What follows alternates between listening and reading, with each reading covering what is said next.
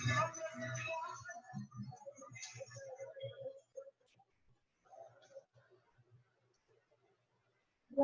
मैं मलंग मलंग मलंग, रहूं मैं मलंग मलंग मलंग, रहूं मैं मलंग।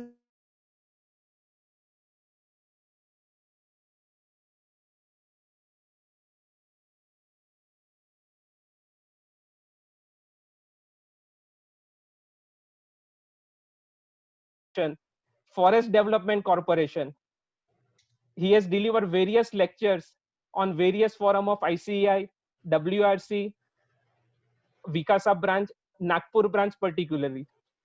He was nominated to various committee and subcommittee of ICEI, WRC, Nagpur branch.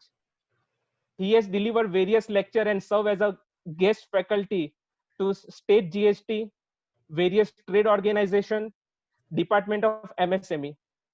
And with this introduction, I welcome CA Yash Verma to deliver today's lecture on clause by clause and detailed analysis of tax audit and recent changes of ITR for assessment year 2021. Sir, you can deliver now.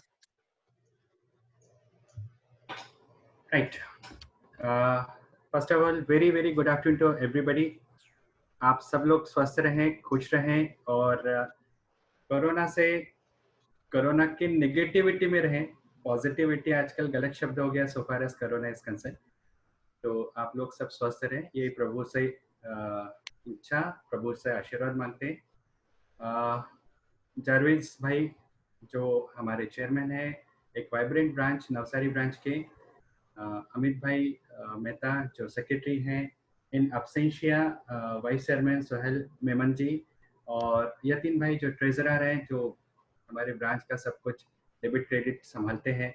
इन सबको मेरी ओर से बहुत बहुत good afternoon, good evening, ये दोनों के बीच का समय है, तो इसको हम लोग चौथी प्रहर बोलते हैं, तो गुड आफ्टरनून गुड इवनिंग दोनों बोल सकते हैं। इसी के साथ जो सीनियर मेंबर्स हैं नवसारी के, मैं शायद बहुत सारे लोगों को जानता नहीं हूँ, लेकिन पर्टिकुलरली विनोद भाई देसाई जो हमारे फाउंडर चेयरमैन हैं नवसारी ब्रांच के, और सुजेश भाई सूरजवाला जो हमारे पास चेयरमैन रह चुके जो सीनियर मेंबर्स हैं, इन सबको भी मेरे ओर से नमस्कार। और आप लोग की आगे लेके मैं ये प्रेजेंटेशन शुरू करता हूँ। ठीक है, सबसे पहले तो हम लोग ये देखते हैं कि टैक्स ऑडिट रिपोर्ट ये बहुत फेवरेट टॉपिक होता है मेरा। आपने भी जो कुंजल भाई ने मेरा इंट्रोडक्शन दिया उसमें काफ़ी सारी चीज़ें बताई थी। मेरा ज़्यादा इंटरेस्ट है टैक्सेशन में, और ये ऑडिट तो हम लोग को साल में एक बार करने पड़ते, तो हम लोग ऑडिट्स करते रहते हैं। अभी रिसेंटली 13 तारीख को बोर्ड मीटिंग हुई थी मेट्रो की, और महाराष्ट्र में महा मेट्रो करके कंपनी है, उसकी बोर्ड मीटिंग हुई थी जिसमें हम लोग ने अकाउंट्स प्रेजेंट करे।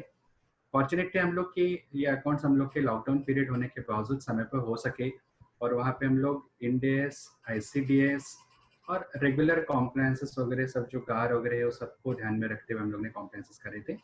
तो मेरा इंक्लिनेशन नेचुरली टैक्स की तरफ जाता है, इनकम टैक्स पर से में ज़्यादा इंक्लिनेशन रहता है।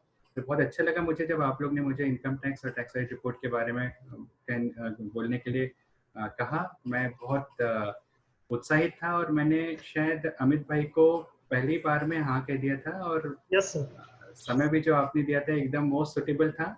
बाद में मुझे पता लगा कि आप लोग के यहाँ पे 2 बजे के बाद में लॉकडाउन शुरू हो जाता है, तो वैसे भी बहुत अच्छा हो गया कि ये समय हम लोग ने जो चूज कर रहा है बड़ा अच्छा है। आप लोग सब अपने अपने घर में होंगे और पूरी तरह से टाइम डिवोट कर सकेंगे इसके ऊपर। इंसिडेंटली नागपुर में भी हम लोग सुन रहे हैं कि लॉकडाउन हो सकता है शायद परसों से हो जाएगा, तो जितने स्पाइक हो रही केसेस उसके कारण लॉकडाउन होने की संभावना काफ़ी है नागपुर में भी। और आपसे एक चीज़ और शेयर कर लूँ, अभी बात करते करते मैं ये जब प्रिपरेशन करके अमित भाई को जो मेरा PPT फॉरवर्ड कर रहा था, उतने में मुझे फ़ोन आया सेंट्रल GST की तरफ से, मेरे एक क्लाइंट के यहाँ पे रेड हो गई। मैं मन ही मन ये सोचा कि प्रभु ये किस टाइप की परीक्षा ले रहे हैं, एक तो यहाँ पे प्रेजेंटेशन भी है और सेंट्रल GST वाले वो परिचित भी थे। उन्होंने बोले भाई आ जाइए, हम आपकी प्रतीक्षा कर रहे हैं, आपके क्लाइंट के यहाँ पे रेड हो गई है और हमको डॉक्यूमेंट चाहिए, आप वो डॉक्यूमेंट दिखाने के लिए आ जाइए। तो बहुत अच्छी बात है ईश्वर की कृपा से कि मेरी वाइफ चार्टेड अकाउंटेंट है, हम लोग साथ में बैठते हैं, तो मैंने उसको बोला कि आप थोड़े से इश्यूज हैंडल करिए, मैं तब तक के यहाँ पे मेरे मनपसंद टॉपिक के ऊपर डील करता हूँ। हम लोग इस टॉपिक को 2 पार्ट में डिवाइड करेंगे। सबसे पहला है टैक्स ऑडिट रिपोर्ट, जिसमें हम लोग 44 पॉइंट्स के ऊपर डिस्कस करेंगे। क्लॉज बाय क्लॉज हम लोग देखेंगे, जो पॉइंट्स हमारे मेरे हिसाब से इंपॉर्टेंट है उसके ऊपर मैं आप लोगों के साथ चर्चा करूंगा। और दूसरा जो recent changes in ITR forms है उसके ऊपर हम लोग बात करेंगे। ITR फॉर्म्स के ऊपर जो चेंजेस है, मैं आपको बहुत फ्रैंकली बताऊं तो मैंने ITR चेंज्ड वाले फॉर्म में भर नहीं पाया हूँ, क्योंकि अभी सिर्फ 3 ही ITR के फॉर्म्स है जो हम लोग फिल कर सकते हैं, बाकी यूटिलिटीज अभी तक आई नहीं है। तो उसमें क्या हम लोग को प्रैक्टिकल डिफिकल्टीज आएंगे वो समझ में नहीं आ रही। तो मैं ज़्यादा समय टैक्स ऑडिट रिपोर्ट के ऊपर दूंगा, और कुछ चीज़ें बेसिक्स हैं बट फिर भी मैं आप लोग के साथ में डिस्कस करना चाहूँगा। आप अगर कुछ क्वेरी होगी या आप तीनों चारों लोग जो जिन लोग का अनम्यूट है उन लोग कुछ कहना चाहेंगे तो आप कृपा करके बीच में कह दीजिएगा, मुझे आई विल माइंड। ओके, हम लोग का जो टैक्स ऑडिट वाला टॉपिक है इसमें हम लोग देखेंगे कि टैक्स ऑडिट क्यों करते हैं, किसके लिए एप्लीकेबल है, टैक्स ऑडिट रिपोर्ट के फॉर्मेट्स क्या हैं, और ये जो 2018 का जुलाई का नोटिफिकेशन आया था वो क्या कहता है, ये चीज़ों को हम लोग को कवर करना है। टैक्स ऑडिट क्यों करना है ये सब आप और हम सब जानते हैं। आपको एक पहलू सिर्फ ये बता दूं कि जब से फेसलेस स्क्रूटिनी आ गई है, ये फर्स्ट ईयर रहेगा फेसलेस स्क्रूटिनी का, तो इसमें टैक्स ऑडिट रिपोर्ट की अहमियत बहुत ज़्यादा बढ़ चुकी है। और अभी जो हम लोग के इनकम टैक्स के रिटर्न्स का प्रोसेसिंग हो रहा है, वो प्रोसेसिंग में भी उन लोग टैक्स ऑडिट में फिल करी हुई इंफॉर्मेशन को बहुत ज़्यादा तवज्जो दे रहे हैं। उस इंफॉर्मेशन के बेसिस में उन लोग अपने डिस्क्रिपेंसी लेटर या क्वेरी लेटर निकाल रहे हैं। तो ये बहुत इंपॉर्टेंट चीज़ है हम लोगों के लिए कि हम लोग ने टैक्स ऑडिट रिपोर्ट काफ़ी अच्छे से फिल करनी चाहिए, और जितनी इंफॉर्मेशन जो डिपार्टमेंट हम लोग से चाहता है वो दे, और उसके लिए पहले से हम लोग क्लाइंट को बता दें कि बहुत ये चीज़ें होने वाली हैं, तो आप इसके हिसाब से अपनी चीज़ें रेडी रखिए। पर्टिकुलरली जैसे मैं आपको बता दूं ICDS 2 जो डील करता है वैल्यूएशन ऑफ इन्वेंट्री के ऊपर, तो there is a deviation between accounting standard 2 and ICDS 2। तो वो सारे इश्यूज हम लोगों को थोड़े से क्लाइंट्स को पहले से बता के रखने पड़ेंगे, so that they are also aware. वो बोले कि साहब आप ही इनकम टैक्स में साइन करते हो, आप ही कंपनीज एक्ट में साइन करते हो, दोनों रिपोर्ट में फर्क क्यों आ रहा है, इसमें मैं क्या करूं। बट यहाँ पे हम लोगों को सी इंस्टीट्यूट का जो ओपिनियन है गाइडेंस नोट में जिसके वर्डिंग्स है, वो वर्डिंग्स के यूज करके अपने को आगे चलना है, because this are the things with which we have to go into. तो सबसे इंपॉर्टेंट चीज़ ये है कि टैक्स ऑडिट क्यों, वो अभी क्यों की अहमियत बहुत बढ़ चुकी है, because of the change circumstances, जहाँ पे अभी फेसलेस स्क्रूटिनी हो रही है। ठीक है, दूसरी चीज है हम लोग थ्रेशोल्ड लिमिट के ऊपर जाते हैं। थ्रेशोल्ड लिमिट ऑडिट के लिए कितनी होती है, यहाँ पे भी फाइनेंस एक्ट 2020 ने कुछ अमेंडमेंट लाए थे जिससे कारण कुछ एनोमली है। इसको मैं थोड़ा सा क्लॉज बाय क्लॉज बता देता हूँ। हम लोग बात करें सेक्शन 44 AB की। क्लॉज ए कहता है इफ टोटल सेल्स टर्नओवर और gross receipts from business exceeds ₹1 crore. मैंने एस्ट्रिक दिया है, एस्ट्रिक इसलिए दिया है कि वो बाद में 5 करोड़ हो गए। पहले हम लोग 1 करोड़ के ऊपर में बात करते हैं। आप वर्डिंग्स पे थोड़ा गौर दीजिएगा। टोटल सेल्स, कॉमा, टर्नओवर और ग्रॉस रिसीट्स। अब ये तीनों टर्म्स हमको लगते हैं कि एक जैसे ही हैं, बट ये तीनों टर्म्स म्यूचुअली एक्सक्लूसिव है।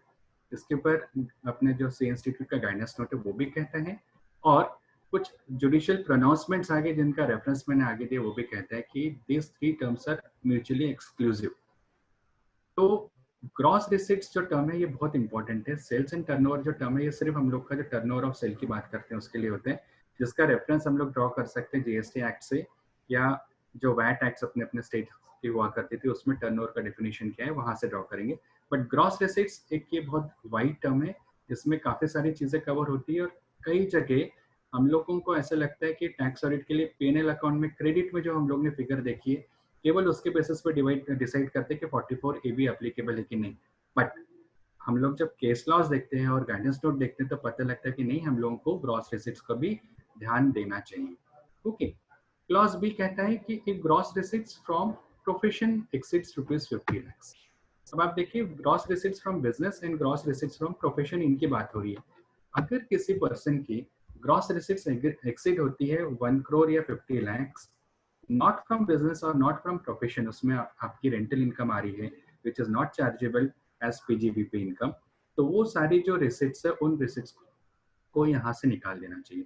उसके ऊपर हम लोगों को 44 AB के लिए वो चीज डिटरमाइन नहीं करती टर्नओवर को। ओके, क्लॉज सी कहता है आपके डीम्ड इनकम के ऊपर, जिसके ऊपर हम लोग एस्टिमेटेड बेसिस के ऊपर रिटर्न भरते हैं, 44 A, 44 BB, 44 triple B and so on. इसमें 3-4 और सेक्शंस है। तो अगर इन सेक्शंस में हम लोग अपना इनकम टैक्स रिटर्न भरते हैं और कहते हैं कि हमारी इनकम इन सेक्शंस में बताई हुई मिनिमम इनकम से कम है, तो हमको ऑडिट कराना पड़ता है। कौन से क्लॉज में? क्लॉज सी में। ओके, यहाँ पे आप देखिए कि अभी तक के डीम्ड इनकम वाले जो था, जिसको हम लोग हमारी लैंग्वेज में एस्टिमेटेड इनकम कहते हैं, इस एस्टिमेटेड इनकम में सेक्शन 44 AD इन लोग ने कवर नहीं करा है क्लॉज सी में। क्यों नहीं करा? क्योंकि उसको उन लोग ने क्लॉज ई में कवर करना था। मैं डी को स्किप करके ई में आता हूँ। क्लॉज ई क्या बोलते हैं? ये कहता है इन केस ऑफ बिजनेस, जहाँ पे प्रॉफिट हम लोग 8 या 6% से कम है बताना चाह रहे हैं, और टर्नओवर 2 करोड़ से अगर हम लोग का कम है ये बताना चाह रहे हैं, तो इस सेक्शन, इस पर्टिकुलर क्लॉज में ऑडिट कराना पड़ेगा।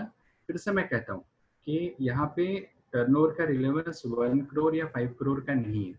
If we are talking about section 44 AD clause e, in that case what is important is turnover of ₹2 crore and up to ₹2 crore and profit less than 8 or 6% as the case may be in case of cash or other than cash receipts. Okay, तो ये mode हम लोग के लिए बहुत important है determine करने के लिए। 44 ADA सिमिलर क्लॉज है। जब हम लोग प्रोफेशन में हैं और प्रोफेशन के रिसिप्ट लेस देन 50% बताना चाह रहे हैं, तो उस केस में हम लोग को 44 ADA इस पर्टिकुलर क्लॉज में हिट होता है, और क्लॉज डी में हमको ऑडिट कराना पड़ता है।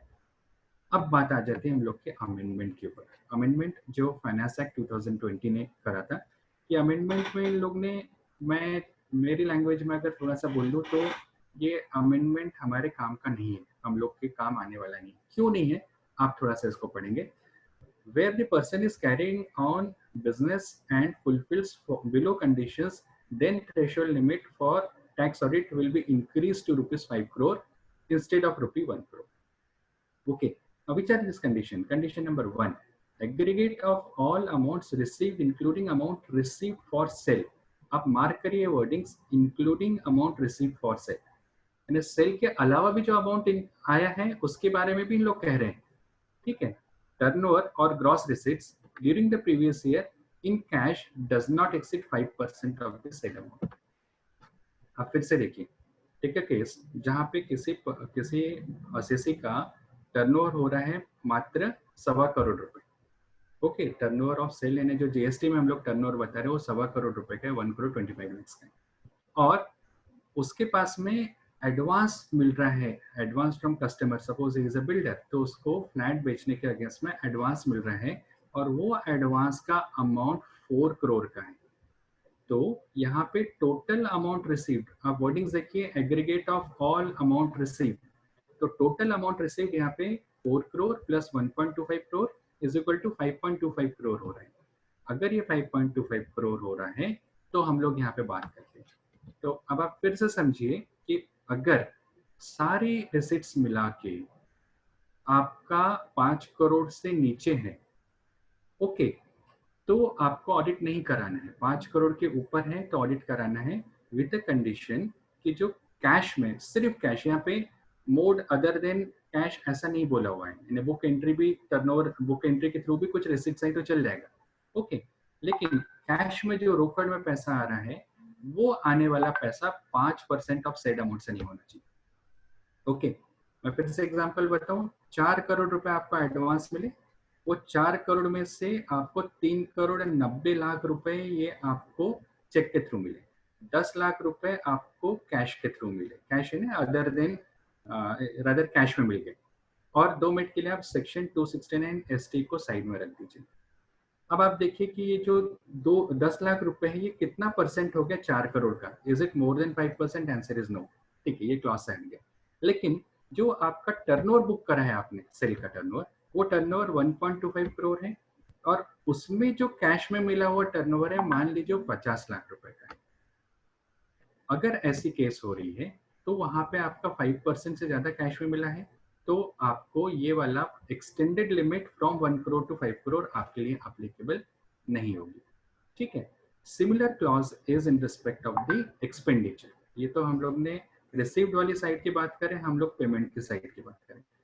आप गौर फरमाइए कि टैक्स ऑडिट सेक्शन 44A(b) अभी तक के सिर्फ इनकम के बारे में बात करता था, सेल्स, टर्नओवर, ग्रॉस रिसीट्स, इसके ऊपर डिटरमाइन हो रहा था कि आपका 44A(b) सेक्शन एप्लीकेबल है कि नहीं। ये अमेंडमेंट जो फाइनेंस एक्ट में है, इसमें पहली बार हम लोग अभी आ रहे हैं एक्सपेंडिचर साइड में, पेमेंट साइड में।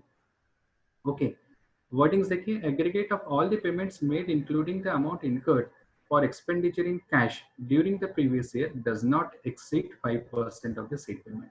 दैट मीन्स आपने किसी को भी किसी भी टाइप का पेमेंट करा, including purchase of capital asset, इसमें भी आपने अगर कैश में पेमेंट कर दिया और वो पेमेंट आपका 5% से ऑफ द टोटल पेमेंट से एक्सीड हो रहा है, तो आपको ये एक्सटेंडेड बेनिफिट 5% का नहीं मिलेगा। ओके, तो फर्स्ट टाइम हम लोग को अभी पेमेंट साइड पे भी ध्यान रखना है। अभी तक के हम लोग सिर्फ टर्नओवर और P&L अकाउंट के क्रेडिट साइड को देखते थे। 5 करोड़ के बारे में अगर सोचना है तो आपको दोनों तरफ देखना है। अब ये मेरा व्यक्तिगत मत है कि इतनी सारी चीजें आपको प्रूव करना कितना डिफिकल्ट होगा। अगर आपका टर्नओवर 1 करोड़ के ऊपर है और 5 करोड़ रुपए के नीचे है और आपने ऑडिट नहीं करवाया और इनकम टैक्स से आपको डिस्क्रिपेंसी लेटर आ गया, तो आप क्या क्या चीजें एक्सप्लेन करेंगे? ठीक है ना, प्री असेसमेंट आपको अपना असेसमेंट कराना पड़ेगा, थोड़े में ये मीनिंग होता है। Extended limit of 5 crore is applicable only if aggregate amount received including the amount received for sale, turnover वगैरह वगैरह does not exceed 5% of the said amount. Receipt में आप देखिए क्या क्या चीजें कवर होगी। रिकवरी फ्रॉम डेटर्स, ये भी आप रिसिप्ट में मानेंगे। रिकवरी ऑफ एडवांसेस, यानी अगर असेसी ने एडवांस दिया है किसी को और वो एडवांस का पैसा वापस आया है, तो वो जो वापस आया है पैसा उसको भी रिकवरी फ्रॉम डेटर्स माना जाएगा, रिकवरी फ्रॉम एडवांसेस माना जाएगा। या आपने अनसेक्योर्ड लोन लिया है, या कैपिटल इंट्रोड्यूस करा है बिजनेस में, या शेयर एप्लीकेशन मनी मिली है, ये सारी चीजों को रिसिप्ट के डेफिनेशन में माना जाएगा। और उसी तरह से आप जब पेमेंट्स की बात करेंगे तो पेमेंट में कई चीजें मैंडेटरी हो जाती कैश में करना, जैसे आपने प्लॉट की रजिस्ट्री करवाना है और वहां पे कैश में आपने रजिस्ट्रेशन चार्जेस और स्टैम्प ड्यूटी पे करिए, और वो अमाउंट के कारण अगर आपका 5% वाला क्लॉज एक्सीड हो जाता है तो आपको 5 करोड़ का बेनिफिट नहीं मिलेगा। Now the issue is whether contra entry will also be treated as receipts or payment. हम लोग अभी तक के रिसिप्ट्स और पेमेंट की बात करें।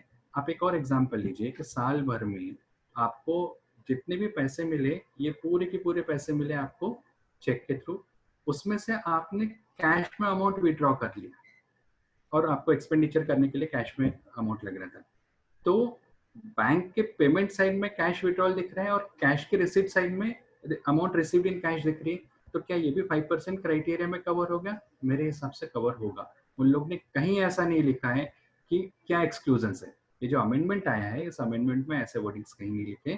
तो कॉन्ट्रा एंट्रीज जो रहेगी ये भी इंक्लूड हो जाएंगी आपके रिसिप्ट्स एंड पेमेंट के दोनों के डेफिनेशन में।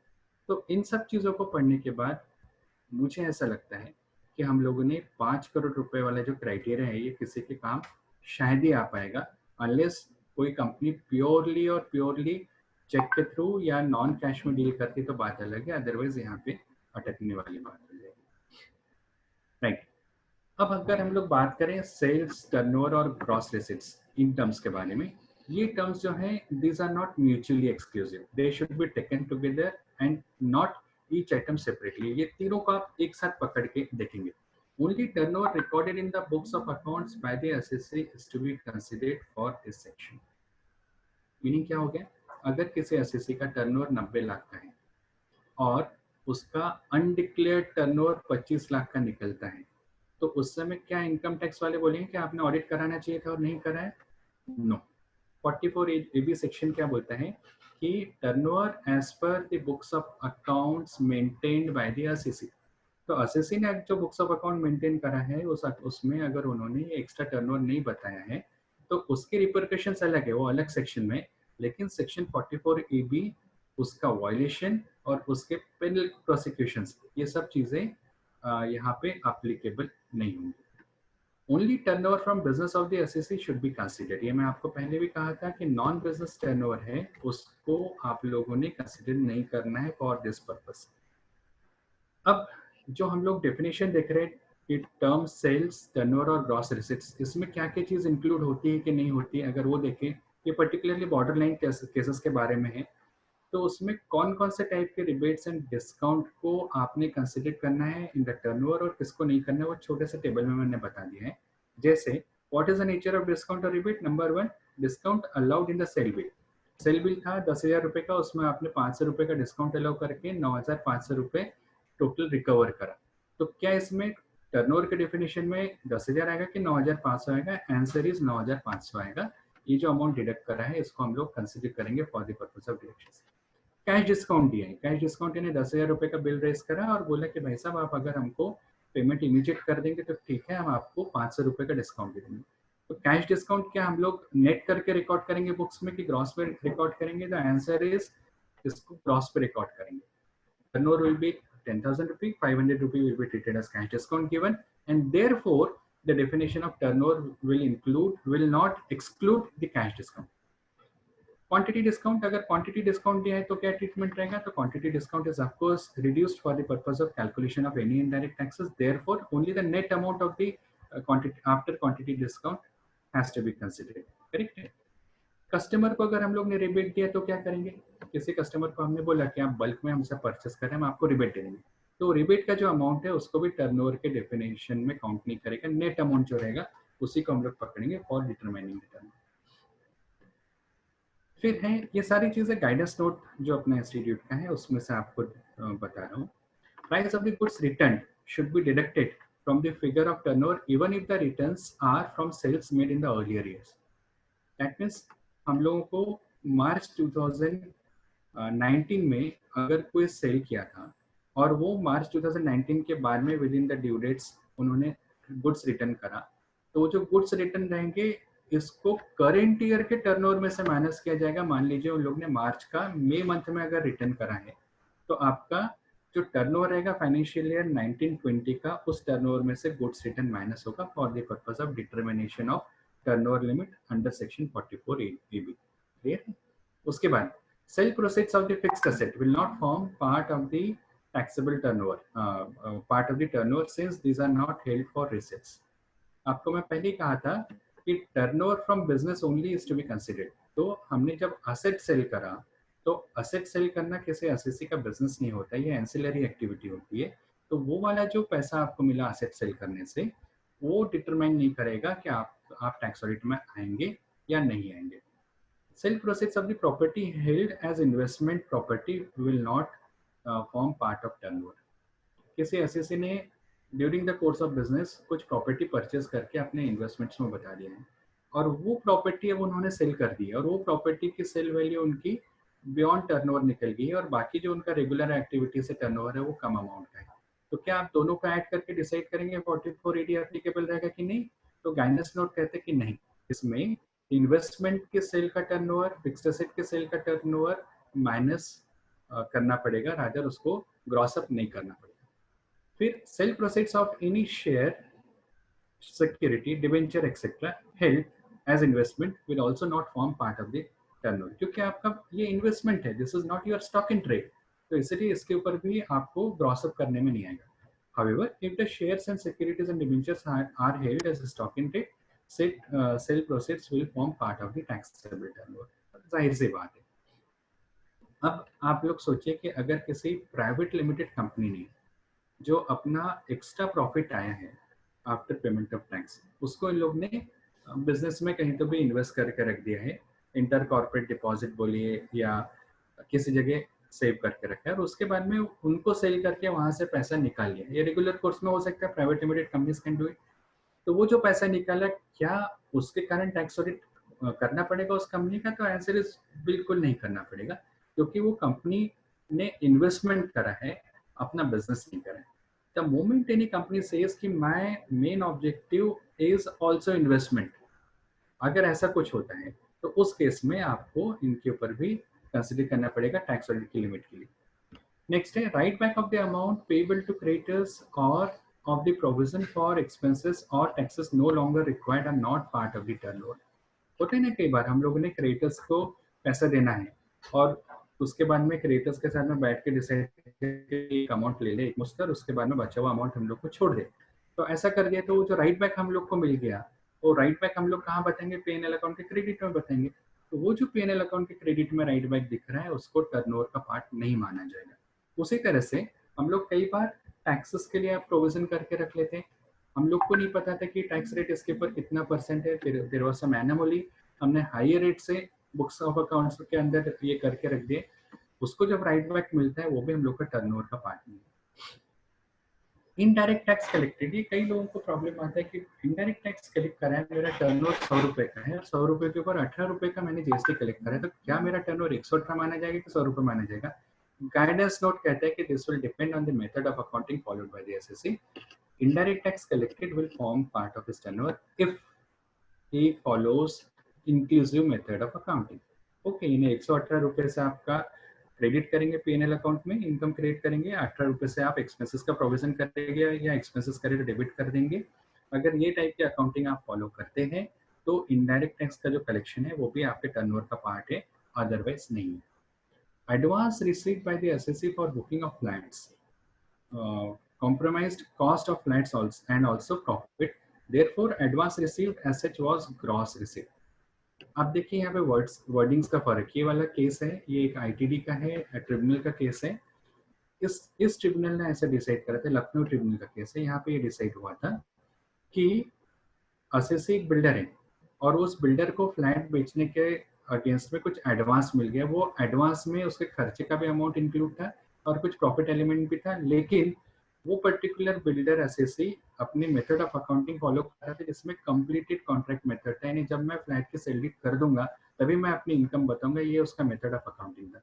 If this is the case then हम लोग ने पीएनएल अकाउंट के क्रेडिट में sale of I mean advance जो मिला है उसको तो हम लोग ने नहीं बताया, लेकिन ये ट्रिब्यूनल का कहना है कि ऐसा नहीं है, आपका जो वर्डिंग्स है सेक्शन 44 एडी में वहाँ पे सेल्स, टर्नओवर और ग्रॉस रेसिट्स ये तीनों यूज हुए हैं। ग्रॉस रेसिट्स में ये अमाउंट भी इंक्लूड हो जाता है, इसलिए आपको ऑडिट करवाना चाहिए था, नहीं करवाया तो आपको रिपरकशंस आएंगे। राइट, टैक्स ऑडिट रिपोर्ट की कौन कौन से फॉर्मेट्स हैं, कौन कौन से इसमें आप अपनी ऑडिट रिपोर्ट भरेंगे, ये बहुत सिंपल है। अगर आपने और किसी एक्ट में ऑडिट करा है तो फॉर्म 3CA भरेंगे, अगर आपने किसी एक्ट में ऑडिट नहीं करा तो 3CB भरेंगे, this is your audit report. और स्टेटमेंट जो रहता है जिसके डिटेल्स हमको इनकम टैक्स डिपार्टमेंट ने मांगी है वो फॉर्म नंबर 3CD में रहेंगे। हमारे लिए सबसे इंपॉर्टेंट है form number 3CD because it's in the format of question है जिसके हमको आंसर्स देने रहते हैं। राइट, आई होप यहाँ तक के सब चीज़ें ठीक थी और मेरी स्पीड भी ठीक थी, सबके साथ में शायद चल रहा था। क्यों अमित भाई, is it okay? Yes sir, एकदम okay. Right, okay. Now I'll come to clause by clause analysis of form number 3CD। सबसे पहले नेम ऑफ द एसएससी। यहाँ पे ना गाइडेंस नोट जो आप लोग रेफर करेंगे, गाइडेंस नोट में लिखा हुआ है कि इन सब चीज़ों के आपने डॉक्यूमेंटेशन अपने पास में ले लेना चाहिए। जो भी चीज़ हम लोग बोल रहे हैं नेम ऑफ द एसएससी, कई बार क्या होता है मैं Yash Varma and proprietor of Yash Varma and associates, तो एसएससी यश वर्मा रहेगा कि यश वर्मा एंड एसोसिएट्स रहेगा, दिस क्वेश्चन कम्स। इस क्लास में हम लोग ने क्या चीज लिखनी चाहिए वो देखा जाता है। तो आंसर बिल्कुल सिंपल है, आप किसकी बुक्स ऑफ अकाउंट्स ऑडिट कर रहे हैं? आप बुक्स ऑफ अकाउंट यश वर्मा के ऑडिट कर रहे हैं कि यश वर्मा एंड एसोसिएट्स के कर रहे हैं? अगर आप ट्रेड नेम का ऑडिट कर रहे हैं तो आपको नेम ऑफ एसएससी में ट्रेड नेम लिखना है, कॉमा करके प्रोप्राइटर करके उसका नाम लिखना है। ओके, ये चीज ध्यान में रखिए, कई बार हम लोग गलती से पैन नंबर देखते किसका है, पैन नंबर यश वर्मा का है तो यहाँ पे नेम ऑफ एसएससी में यश वर्मा का नाम डाल देते हैं। उसमें क्या हो जाता है कि यश वर्मा की फिर और क्या क्या रिसिप्ट्स हैं, यश वर्मा ने और क्या क्या चीजें करा है, वो सब चीज का तो आपने ऑडिट करें नहीं क्योंकि बुक्स ऑफ अकाउंट्स में कवर नहीं हुए, तो फिर आप अपना ओपिनियन कैसे देंगे? इसलिए आप यहाँ पे यश वर्मा एंड एसोसिएट्स लिखेंगे नेम ऑफ द एसएससी में और कॉमा करके प्रोप्राइटर यश वर्मा ऐसा लिखेंगे, this what is expected. Okay, यहाँ पे एक और चीज मैं आपको बताना चाहता हूँ कि गाइडेंस नोट चाहता है कि हम लोगों ने एसएससी से मैनेजमेंट रिप्रेजेंटेशन लेटर जो लेना है, उस मैनेजमेंट रिप्रेजेंटेशन लेटर में ये सब चीजें भी कवर करके लेना है कि उसके पास में और तो कोई काम नहीं है। हो सकता है कि यश वर्मा एंड एसोसिएट, इसका मेरे पास में ट्रेड लाइसेंस है, इसका मैंने लोकल एक्ट के हिसाब से रजिस्ट्रेशन करा है, वो मेरे ऑडिटर को दिया और उसका ऑडिट करवा लिया। बट साथ साथ मेरे पास में एक और चीज हो सकती है, यश वर्मा ट्रेडिंग कंपनी, और वो ट्रेडिंग कंपनी का एक नया मेरे पास में शॉप एस्टेब्लिशमेंट का लाइसेंस होगा और उसकी new set of books of accounts होंगी और वो मैंने आपको बताया ही नहीं। और एज ए ऑडिटर जब हमने ऑडिट कर लिया तो हम लोग ने एक ही चीज का ऑडिट करा, दूसरी चीज का करा नहीं, इसमें गलती हो सकती है। इसलिए आप रिप्रेजेंटेशन लेटर ले लीजिए, उसमें सारी चीजों से लिखवा लीजिए कि I am doing only following businesses. Non business के बारे में छोड़ दीजिए, we are only concern about PGBP. तो ये सब चीजों का डिक्लेरेशन हमको लेके रखना बहुत जरूरी है। पर्टिकुलरली अभी जो लॉकडाउन के इश्यूज हैं, इसमें मुंह से बोली हुई बातें उतनी इंपॉर्टेंट नहीं रहेंगी जितनी हम लोगों के पास में डॉक्यूमेंटेशन इंपॉर्टेंट रहेगा। तो ये सारे डॉक्यूमेंटेशन के एक चेकलिस्ट बना के हम लोगों ने अपने एसएससी से साइन करवा के लेना है। राइट। क्लास 2 होता है एड्रेस के बारे में। एड्रेस के बारे में सिंपल है, नॉन कॉर्पोरेट एसएससी में कौन सा एड्रेस रहेगा, कॉर्पोरेट एसएससी में कौन सा एड्रेस रहेगा, ये दोनों चीजें हम लोग को बताई गई गाइडेंस नोट में, उसके हिसाब से हम लोग यूज करेंगे। परमानेंट अकाउंट नंबर, यहाँ पे हम लोग को परमानेंट अकाउंट नंबर भी लेना है, साथ साथ आपको एक और काम करना है। कई बार एसएससीज क्या करते हैं कि हमारे पास पुराना पैन नंबर दे देते हैं, पैन कार्ड दे देते हैं, और बाद में पैन कार्ड में अमेंडमेंट करवा लेते हैं। पर्टिकुलरली आप सोचिए नॉन इंडिविजुअल एसएससीज की, जहाँ पे एलएलपी है या पार्टनरशिप फर्म है। अब वो पार्टनरशिप फर्म जब एलएलपी में कन्वर्ट होती है तो उसमें पैन नंबर चेंज नहीं होता है, right. There is no conversion because both are treated as firm in the definition of person as far as income tax act is concerned। तो आपके पास में Yash Varma and associate partnership firm का audit करना है, आपने उसमें लिख दिया पार्टनरशिप फर्म, और बाद में जब आपको पैन कार्ड और सब इंफॉर्मेशन मिली तो पता लगा कि ये तो पार्टनरशिप फर्म कन्वर्ट हो गई थी एलएलपी में, तो आपको स्टेटस ऑफ द एसएससी में एलएलपी लिखना पड़ेगा। तो ये मिस्टेक्स हो जाती है। इसलिए एक तो आपने पैन कार्ड जो लेटेस्ट वाले वो ले लेना है, और इनकम टैक्स के वेबसाइट से वो आप know my pan number and know my SSC रहता है, वहाँ पे वो पैन नंबर डाल के जो स्क्रीनशॉट निकलता है वो भी अपने ऑडिट डॉक्यूमेंटेशन फाइल में डाल दीजिए। चेक कर लीजिए कि दोनों डिटेल्स सेम है, पैन कार्ड के आने वाली डिटेल्स और उनके इनकम टैक्स के पोर्टल से मिलने वाली डिटेल्स ये दोनों सेम होना चाहिए। सेम नहीं रहे तो आप देखिए कि whether those are having any material repercussion जिससे आपका ऑडिट ओपिनियन चेंज होगा।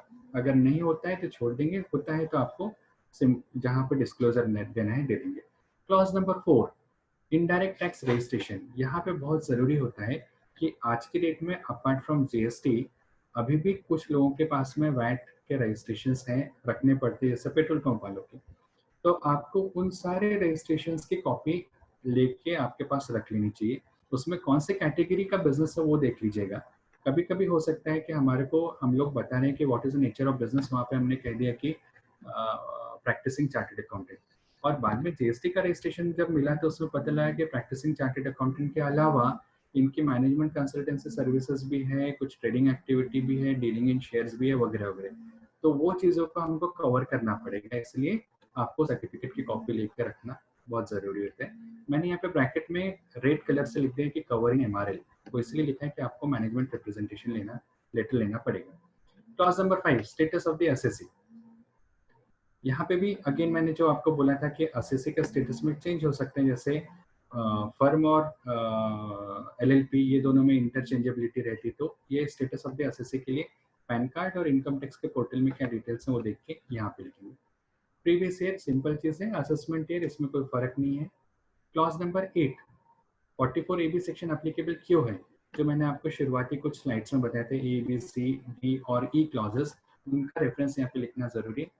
प्लीज ध्यान में रखिए कि किसी एसएससी का 2 क्लॉज में ऑडिट नहीं करना पड़ता, या तो वो 1 करोड़ की लिमिट में आ रहा है या तो वो 2 करोड़ की लिमिट में आ रहा है, वगैरह वगैरह। 2 सेक्शंस में एक साथ आएगा, ऐसे केसेस नहीं रहेंगे।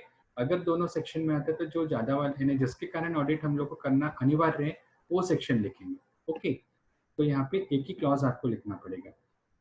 Clause number 9, details of the firm और एलएलपी और एसोसिएशन ऑफ पर्सन, इसको थोड़ा सा मैंने डिटेल में लिखा हुआ है। यहाँ आपने सबसे पहले जो क्वेश्चन आ रहे हैं हम लोग का ऑनलाइन यूटिलिटी, उसमें देना क्या पड़ता है, नेम ऑफ द पार्टनर्स और members and there profit sharing ratio. ये तो समझने की बात, ये तो समझ जाती है हम लोग के बाद।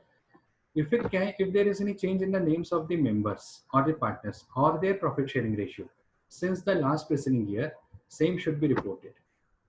इशू क्या होता है कि कई बार पार्टनर्स तो सेम रहते हैं, उनका प्रॉफिट शेयरिंग रेशियो चेंज हो जाता है, और वो प्रॉफिट शेयरिंग रेशियो चेंज हो जाता है, और उस हिसाब से हमारे एसएससी के अकाउंटेंट अकाउंटिंग भी कर डालता है, लेकिन उसका कोई बेस डॉक्यूमेंट नहीं रहता है। यानी पार्टनरशिप डीड में अमेंडमेंट होना चाहिए जिसमें से शेयरिंग रेशियो चेंज होना चाहिए, वो डॉक्यूमेंट नहीं रहता है। तो एज ए ऑडिटर जब हम लोग चेक करेंगे तो हर साल जो पिछले साल का हमने ऑडिट करा है उसका जो रेशियो है, इस बार की जो लेटेस्ट वाली पार्टनरशिप डील है वो डील, और अकाउंटिंग में जो इन लोग ने बाइफर्केशन करा है या डिस्ट्रीब्यूशन ऑफ प्रॉफिट करा वो चीजें, ये तीनों को आप लोग ने इन तीनों को हमने सिंक्रोनाइजेशन कर लेना चाहिए, कहीं पे डेविएशन नहीं होना चाहिए। गाइडेंस नोट में क्या कहा गया है, para number 18.3 and 18.4 of the guidance note require us to ascertain whether necessary documents are filed with the concerned authorities। यानी हम लोग अभी तक के इसके बारे में बात ही नहीं कर रहे थे, अब यहाँ पे एक इम्पॉर्टेंट चीज आ गई है कि जो कंसर्न अथॉरिटीज है, जैसे हमारा रजिस्टर ऑफ पार्टनरशिप फर्म है, अगर आपके आपके रजिस्टर्ड फर्म है, आपके एसएससी के रजिस्टर्ड फर्म है, और उस फर्म में कुछ चेंजेस आए हैं, चेंज इन द पार्टनर और change in profit sharing ratio, तो documentation should also be done with the concern authority. अगर नहीं करा है तो इसके लिए आपको मैनेजमेंट के साथ डिस्कस करके, एसएससी के साथ डिस्कस करके अपने रिकॉर्ड में डॉक्यूमेंट मेंटेन कर लेना चाहिए। कि ऐसा तो नहीं है कि आपको ही एक डीड बना के दे दें एज ऑडिटर और वहाँ पे रजिस्टर ऑफ फर्म के पास में कोई चेंजेस बताए नहीं, तो उसमें हम लोग फंस जाएंगे। Okay, it is worthwhile to note that change in the remuneration or interest to partner is not required to be reported। कई बार होता है ना कि हम लोग का रेम्यूनरेशन का हम लोग ने डिसाइड करा वर्किंग पार्टनर्स को देना है, अब एक आध पार्टनर को हमने डिसाइड करा कि this year he was not active so he will not be treated as working partner, तो उसको रेम्यूनरेशन नहीं देंगे, पिछले साल दिया था और इस साल नहीं दिया है। तो क्या ये वाला चेंज हम लोग को क्लॉज नंबर 9 में देना है? Answer is no. ये मैं नहीं बोल रहा, किसने बोला था? आर एम चिदम्बरम पिल्ला 106 ITR 292 सुप्रीम कोर्ट का काम बताया गया। अगर कोई माइनर पार्टनर मेजॉरिटी अटेन कर लेता है तो क्या करेंगे? सिर्फ एक चेंज हुई तो आप तो कहेंगे कि सर इसमें तो कुछ चेंज है नहीं, लेकिन क्लॉज नंबर 9 और हमारा गाइडेंस नोट कहता है कि इस केस को भी हम लोग ने हमारे क्लॉज 9 की रिपोर्टिंग में कवर करना है। Right, clause number 10 nature of business. Nature of business में हम तो समझ लिए कि सिंपल सी बात है, इसमें सिर्फ प्रिंसिपल लाइन ऑफ बिजनेस को हम लोग ने समझ लेना है क्या है, और उसको सिर्फ यहाँ पे लिखना है along with the code number in the from the drop down arrow of online utility. But particulars to be furnished if there is any change in the nature of business, for example manufacturer से trader हो गया। आप बात को समझिए, अभी जो lockdown का चालू है इसमें कई लोगों ने अपनी एक्टिविटी चेंज करी है, कई लोगों के बिजनेसेस है जो अभी अलाउड नहीं है, जैसे रेस्टोरेंट है जहाँ पे हम लोग लिखते थे कि रेस्टोरेंट है जहाँ पे लोग आके बैठ के खाना खाएंगे, अब आपने उस रेस्टोरेंट के बिजनेस को कन्वर्ट कर लिया है जिसमें आप ऑनलाइन डिलीवरी का बिजनेस कर लेंगे, या आपने डेली नीड कॉर्नर खोल लिया है। तो यहाँ पे नेचर ऑफ बिजनेस का फर्क है, तो ये फर्क हम लोग को जरूर लिखना है। इंसिडेंटली फाइनेंशियल ईयर 1920 में ये क्लॉज अप्लीकेबल नहीं रहेगा, क्योंकि लॉकडाउन जब से लगा था लास्ट वीक ऑफ मार्च से, उसके बाद से परहैप्स किसी ने कोई change in the nature of activity नहीं करा। ये change in the nature of activity आएगी जब अनलॉक हम लोग का शुरू हुआ और उसके बाद आएगी, दैट मींस फाइनेंशियल ईयर 2021 के लिए ये क्लॉज आप लोग को ध्यान में रखना पड़ेगा। पैरा 19.4 जो गाइडेंस नोट है सीएसटी का, उसमें बोला है कि हम लोग ने इस चीज से रिलेटेड भी एक डिक्लेरेशन ले लेना है, that means management representation letter में इसको भी कवर करना है। Right, coming to clause number 11, this clause talks about books of accounts. Books of account के बारे में बाकी सब चीजें तो क्लियर है, स्टॉक रिकॉर्ड के बारे में मैं सिर्फ आप लोग के साथ डिस्कस करना चाहूंगा। In case where the stock records are not properly maintained by the assessor due to the nature, level, volume, and variety of the items, the tax auditor will have to consider the concept of materiality and practicality while giving particulars in this particular clause। समझ लीजिए, इसमें अगर assessor ने कहा कि sir मैं stock record maintain नहीं करता हूँ, और उसका स्टॉक आपने नेचुरल कोर्स में देखा कि स्टॉक होल्डिंग पीरियड इसका हफ्ते भर का है, तो जो आपके पास में स्टॉक रिकॉर्ड्स नहीं आ पा रहे हैं उसमें कितने अमाउंट की मटेरियल मिस्टेक रहेगी उसको डिटरमाइन करिए। गलती अगर हो सके तो उसकी संभावना कितनी रहेगी वो डिटरमाइन करिए। अगर वो मटेरियल है तो आप अपने टैक्स ऑडिट रिपोर्ट में फॉर्म नंबर 3CA और 3CB वहाँ क्वालिफाई करेंगे। यदि नहीं है तो आपने कहीं पे क्वालिफाई नहीं करना, उसको सिर्फ पासिंग रेफरेंस दे देना। Right, clause number 12 presumptive taxation. Presumptive taxation अभी हम सब जानते हैं कि section 44AD, 44B, BBA, BBB, chapter 12G वगैरह वगैरह इन सब जगह होते हैं। अगर हम लोग के इनकम प्रिजम्पटिव टैक्सेशन में कवर है तो वो चीज़ हमको यहाँ पे देने का है। ठीक है, इशू इज कि whether anything any profit includes that from the presumptive activity. ये नहीं बताया गया कि प्रेजम्पटिव एक्टिविटी में जो प्रॉफिट है वो सफिशिएंट है, कम है, ज़्यादा है, वो नहीं मांग रहे। ये लोग सिर्फ बोले कि उस एक्टिविटी की इनकम इंक्लूड है क्या। Right. Clause number 13, method of accounting.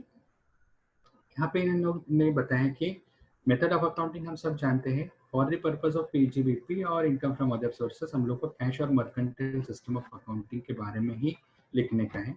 और अगर मेथड ऑफ अकाउंटिंग में कुछ डेविएशन है फ्रॉम सेक्शन 145 या आईसीडीएस, तो उसके डिस्क्लोजर हम लोग को देने का है।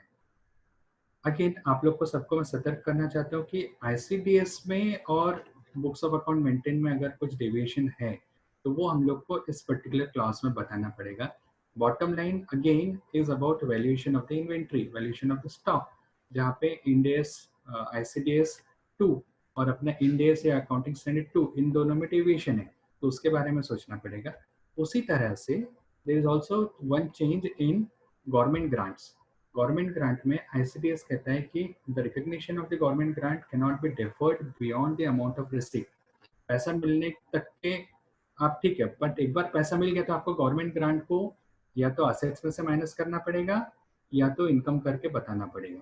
ठीक है, आप उसको लाइबिलिटी साइड में कहीं तो भी नहीं छुपा सकते। बट कुछ सर्कमस्टेंसेस ऐसे रहते हैं जिसके कारण हम लोग अकाउंटिंग में ये बोलते हैं कि गवर्नमेंट ग्रांट को हमने अभी तक के रिकॉग्नाइज नहीं करा है, तो वहाँ दोनों जगह डेविएशन आएगा। अगर वैसे डेविएशन है तो आपको क्लॉज नंबर 13 में बताना पड़ेगा। क्लॉज नंबर 13D से 13F तक के जो क्लॉजेस हैं ये आईसीडीएस के बारे में डिस्कस करते हैं। आईसीडीएस में अगेन मैंने आपको जैसा कहा कि सारे डिस्क्लोजर्स हम लोग को देने हैं जहाँ पे एडजस्टमेंट हम लोग को करने पड़ रहे हैं about ICDS. Clause number 14, method of valuation of stock. Method of valuation of stock हम सब जानते हैं कि cost of net realisable value whichever is lower, ये अपने नॉर्मल आइटम्स के बारे में।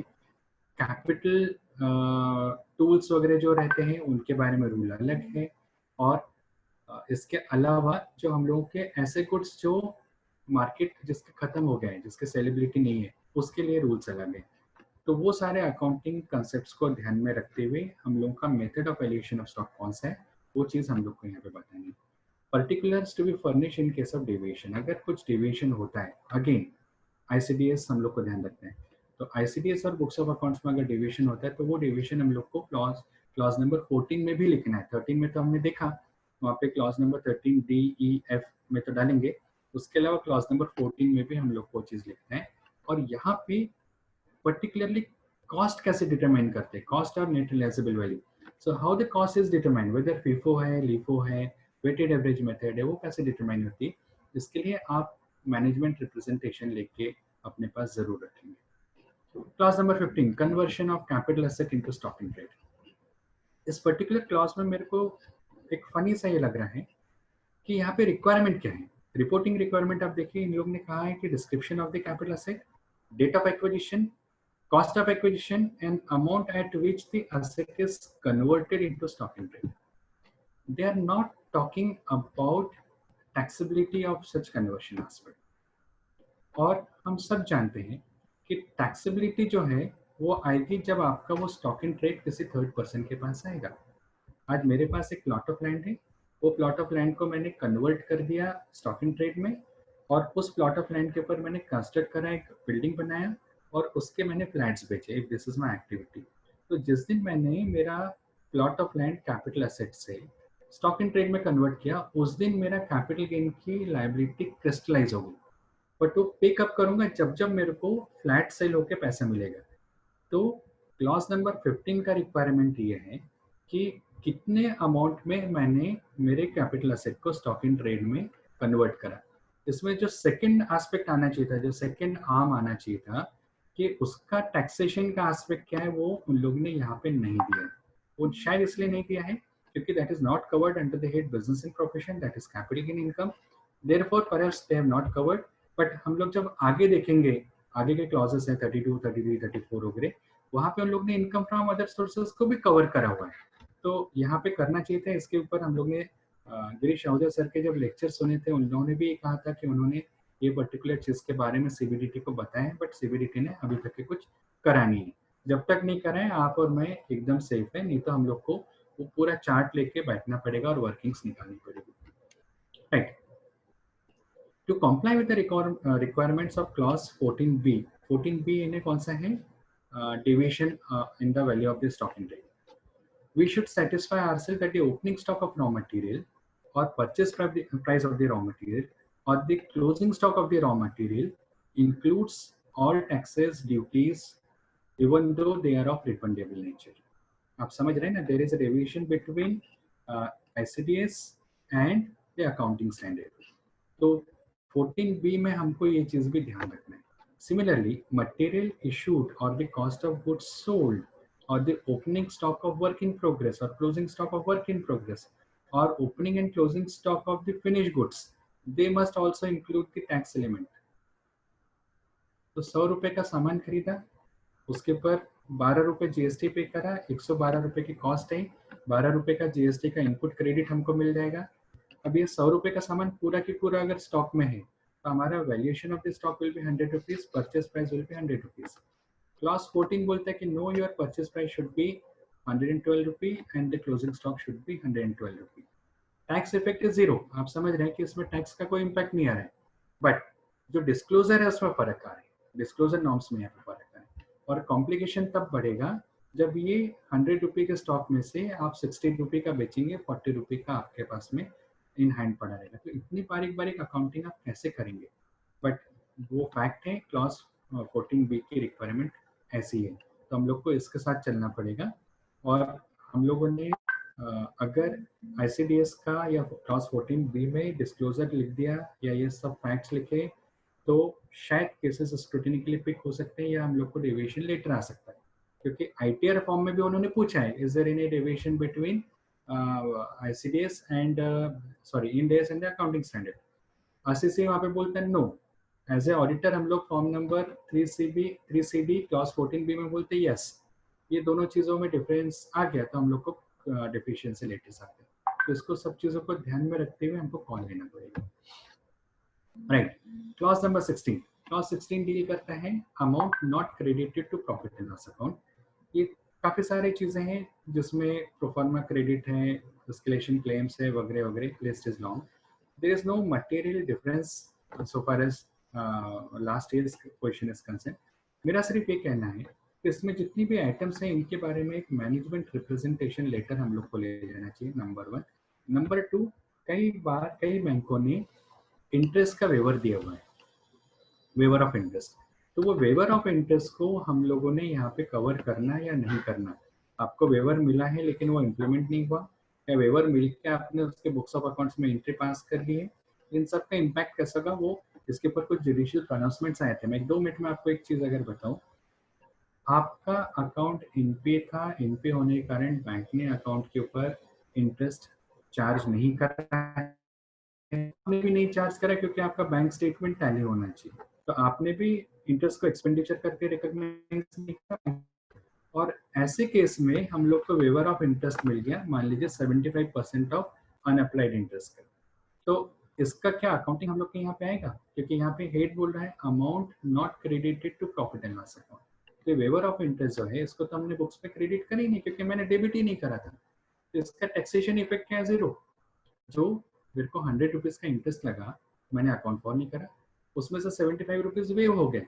अब मेरे को 25 रुपी का पे करना है इंटरेस्ट, तो मैं 25 को एक्सपेंडिचर करके रिकॉग्नाइज करूंगा, ना कि 100 रुपीज का एक्सपेंडिचर एंड 75 रुपीज का amount not credited to PNL account, या उसको बाद में अकाउंटिंग करूँ. Getting the point. इसके ऊपर जुडिशियल प्रोनाउंसमेंट्स है, उसको भी थोड़ा सा ध्यान रखिएगा, right. Clause number 17, transfer of land and building और बोथ. ये बात हो रही है सेक्शन 43 और सेक्शन 50C के बारे में.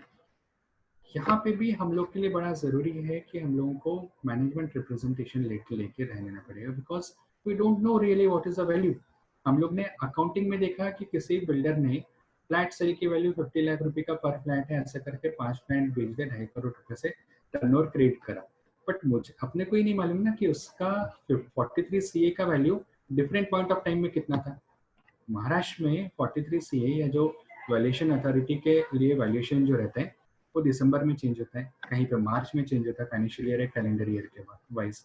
तो अगर इसके हिसाब से अलग अलग टाइम बैंड्स में फ्लैट सेल हो रहे हैं और उसके हिसाब से अगर आपका वैल्यूज चेंज हो रही है तो वो एज ए ऑडिटर हम लोग को नहीं पता रहेगा, इसलिए आपने मैनेजमेंट रिप्रेजेंटेशन लेटर लेना चाहिए, number 1। Number 2, if the need be you should obtain opinion from the lawyer of the lawyer, जो हम लोग बोलते हैं ना relying on the word work of an expert, तो वो भी लेके हमारे रिकॉर्ड में चलना रख लेना चाहिए, सो दैट हम लोग को आगे जाके 43 CA प्रूव करने में तकलीफ ना जाए। Right, class number 18 depreciation. Depreciation में मैं बहुत डिटेल में नहीं जाऊंगा, सिर्फ छोटे से एक दो चीजों के ऊपर टच अपॉन कर दूंगा। हम लोग को जब क्लॉज नंबर 18 का रिक्वायरमेंट है उसमें डिस्क्लोजर रिक्वायरमेंट में बोला है कि description of the block of asset आप बताइए, रेट ऑफ डेप्रिसिएशन बताइए, एक्चुअल कॉस्ट और WDV बताइए, एडिशन बताइए, डेप्रिसिएशन बताइए and return down value at the end of the year, इतनी चीजें बताइए। लेकिन जब हम लोग ऑनलाइन पोर्टल में ये सब चीजें डालते हैं तो उसमें आपको ओपनिंग WDV के साथ में एक्चुअल कॉस्ट भी देना जरूरी हो जाता है। तो गाइडेंस नोट का पैरा 27.8 जरूरी है, वहाँ पे आपको जो जो चीजें लिखी गई है वो चीज हमको डिस्क्लोज करना पड़ेगी। 99% केसेस में हम लोग WDV के हिसाब से बुक्स ऑफ अकाउंट मेंटेन करते हैं, तो वही WDV को आपको यहाँ पे कैरी फॉरवर्ड करना पड़ेगा। If the tax books and the books of account maintained are same, in case of corporate assessee there is a difference, तो वहाँ पे आपको ये वाला प्रॉब्लम नहीं रहेगा। राइट, पॉइंट नंबर 2, कभी कभी कुछ केसेस में डिस्प्यूट चलते रहता है between the income tax authorities and the assessee regarding few things. वो डिस्प्यूट अगर है उसके बारे में आपने डिस्क्लोजर कैसे देना है वो गाइडेंस नोट में लिखा हुआ है, वो मैं बता देता हूँ। Sometimes there may be dispute regarding rate of depreciation, such dispute is to be disclosed as under note. Certain disputes about the rate of depreciation on whatever asset or whatever block, yeah, determination of WDV of a block of asset relating to मान लीजिए plant and machinery and ownership of मान लीजिए land and building have arisen in financial in assessment year such and such, for which assessments are pending, appeals are pending. The figures of WDV and the rate of depreciation maintained in the above statement may require modification when these disputes are resolved. Therefore, the amount of depreciation allowed as stated above in the statement will have to accordingly modified. For example, आपको मैं बताऊं, मान लीजिए there is a coal company, उस coal company की accounting policy ये बोलती है कि कोल बियरिंग लैंड के ऊपर जो भी स्ट्रक्चर तैयार है वो स्ट्रक्चर को भी कोल बियरिंग लैंड के तहत इन लोग एक्वायर कर सकते हैं। अब एक्वायर करने के लिए नॉर्मल टर्म्स में आप और मैं जानते हैं कि जब सेल डीड हो जाती है तभी हम लोग उस एसेट को अपने बुक्स में रिकॉग्नाइज करेंगे एज एसेट्स। बट ये वाली जो दोनों तीनों एक्ट्स हैं, कोल बियरिंग लैंड एक्ट वगैरह जो है, इसमें लोग कहते हैं कि आपके पास अगर अथॉरिटी का ऑर्डर आ गया, जैसे कॉम्पिटेंट अथॉरिटी यानी कमिश्नर या कलेक्टर होगा, कलेक्टर का ऑर्डर आ गया और कलेक्टर ने बोला कि you can take position of that particular asset, आपने कंसिडरेशन पे कर दिया, लेकिन आपको फिजिकल पोजीशन आपके पास में रादर आपके पास में डॉक्यूमेंटेशन नहीं हुआ है, डॉक्यूमेंटेशन यानी सेल डीड नहीं हुई, स्टिल उस एसेट को आपने अपने बुक्स में एसेट करके ट्रीट कर लिया और उसमें जो स्ट्रक्चर बना था उसके ऊपर आपने डेप्रिसिएशन क्लेम कर लिया क्योंकि वो स्ट्रक्चर आप यूज कर रहे हो। इनकम टैक्स वाले बोलते कि ये पर्टिकुलर स्ट्रक्चर का मेरे को ओनरशिप का डॉक्यूमेंट बताइए, ओनरशिप के डॉक्यूमेंट जो है वो तो लैंड ओनर के नाम से जिससे आपने परचेस किया था, तो income tax authority would say कि नहीं मैं इसके ऊपर डेप्रिसिएशन आपको अलाउ नहीं करता हूँ।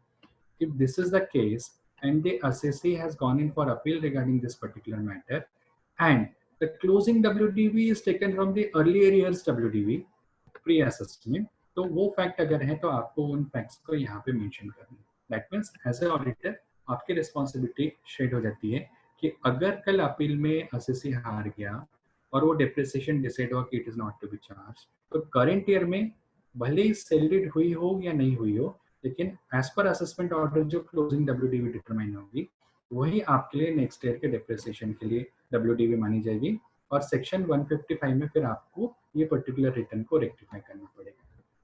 Right, coming to clause number 20, bonus और commission paid to the employees. एक इसमें कुछ खास चेंज नहीं है इसलिए मैं इसको स्किप करता हूँ। Clause number 21, amount debited to profit loss account, यहाँ पे भी कुछ खास चेंजेस नहीं आए हैं इसलिए ये वाली क्लॉज को भी मैं स्किप कर रहा हूँ। सिर्फ ध्यान रखिएगा this clause also deals with section 40A3। अभी 40A3 की लिमिट लास्ट ईयर से 10,000 हो गए इंस्टेड ऑफ 20,000 रुपये, उसको ध्यान रखिए, बाकी सब चीज़ें सेम है। स्पेशल रेफरेंस हम लोग को देना है expenditure inadmissible under section 14A। ये 14A वाली जो चीज़ है इसको इनकम टैक्स के असेसमेंट्स में बहुत सीरियसली देखा जा रहा है। तो अगर 14A का उन लोग डिसअलाउंस करते हैं उनके असेसमेंट ऑर्डर में और उस मैटर पे अगर असेसी अपील में नहीं जाता है तो एज ए टैक्स ऑडिटर हम लोग के ऊपर आ सकते हैं अगर हमने इसको clause number 21 sub clause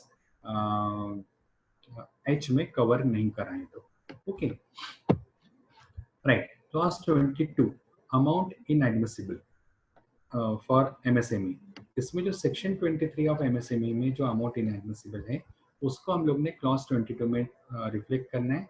as of today that particular section is not activated, तो इसमें हर एक असेसी केस में नील रहेगा। कभी भी जब भी ये section 23 of MSME act 2006 activate हो जाएगा तब ये वाली चीजें हमको लिखना पड़ेगी। Clause number 23 payment made to specific person. यहाँ पे जो रिलेटेड पार्टी जो रहती है उनको अगर पेमेंट करा उसके बारे में इंफॉर्मेशन मांगी है और उसका पर्टिकुलर फॉर्मेट दिया गया, उस फॉर्मेट में डिटेल्स देना है। इसमें ध्यान रखिए कि स्पेसिफिक पर्सन का डेफिनेशन में जो लोग हैं सिर्फ उनको कवर करेंगे, उसके अलावा नहीं करेंगे। कई बार हम लोग से गलती हो जाती है कि हम लोग particularly in case of corporate और पार्टनरशिप फर्म ऐसे जो असेसी है उसमें कुछ ज़्यादा लोगों के डिस्क्लोजर कभी हो जाते हैं वो ना दें। And disclosure under the companies act and under the income tax act should always be compared। और अगर कुछ आइटम छूट रहा है तो क्यों छूट रहा है वो भी चीज़ आप ध्यान में रखेंगे, नहीं तो हम लोग ने कंपनीज एक्ट में डिस्क्लोजर में डाल दिया किसी को रिलेटेड पार्टी और क्लॉज 23 में वो अमाउंट छूट गया, ऐसा नहीं होना चाहिए। Right.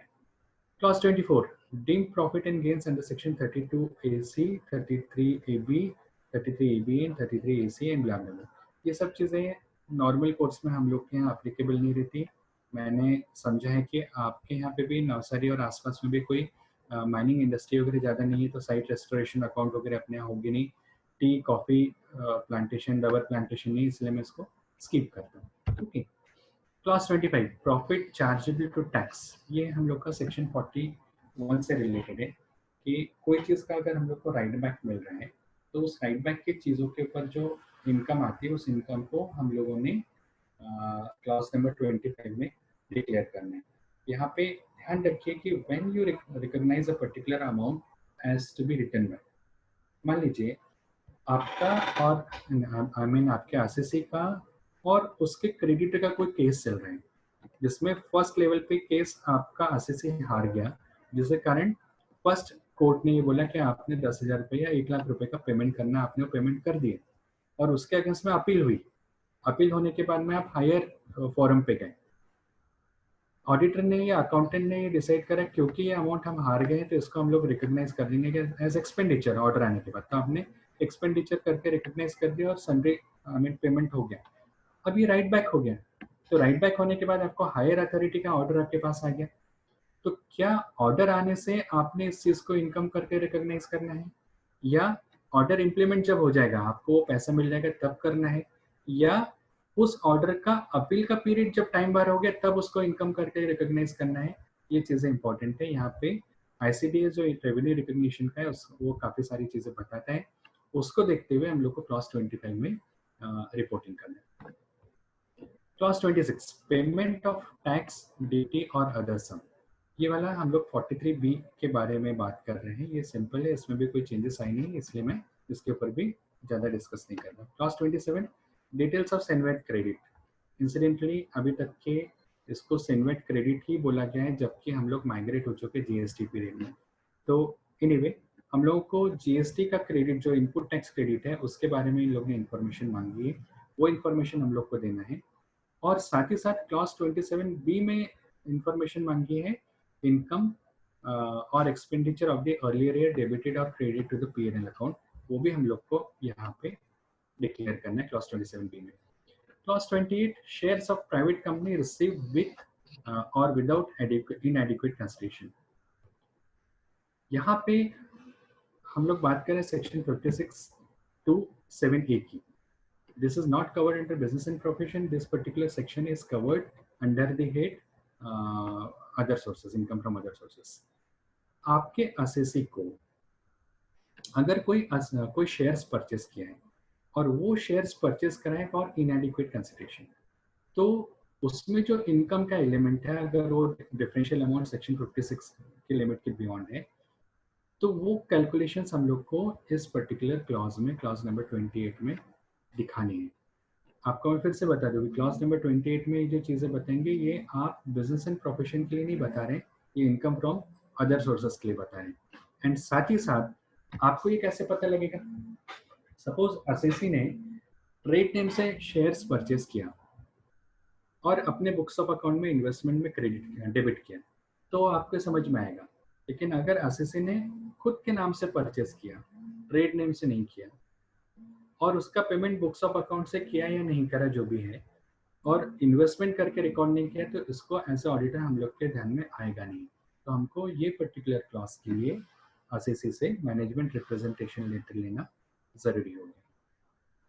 Next, shares issued at consideration which exceeds fair value. ये कॉर्पोरेट एसएससी के केस में है। अगर किसी कंपनी ने शेयर को प्रीमियम पे लिया हुआ है, अगर वैसा केस है, तो क्लॉज 29 हमको अप्लीकेबल होते हैं। इस क्लॉज में भी कोई नया अमेंडमेंट नहीं आया, the condition is same which was there in the last year. इसमें भी हम लोगों को फेयर वैल्यू कैसे डिटरमाइन करा, उसका वैल्यूएशन कैसे आया है, और कितना अमाउंट एक्सेस मिला है, उस सब चीज़ों को यहाँ पे डिक्लेयर करना है। Clause 30, borrowings on hundi and repayment otherwise than through account payee cheque, ये सेक्शन 69P के बारे में। ये क्लॉज बहुत बड़ा क्लॉज है, बट इसमें भी अगेन कोई चेंज नहीं है, पोजीशन वही है जो लास्ट टाइम थी, इसलिए इसके ऊपर भी मैं कुछ चीज़ें डिक्लेयर नहीं कर रहा हूँ।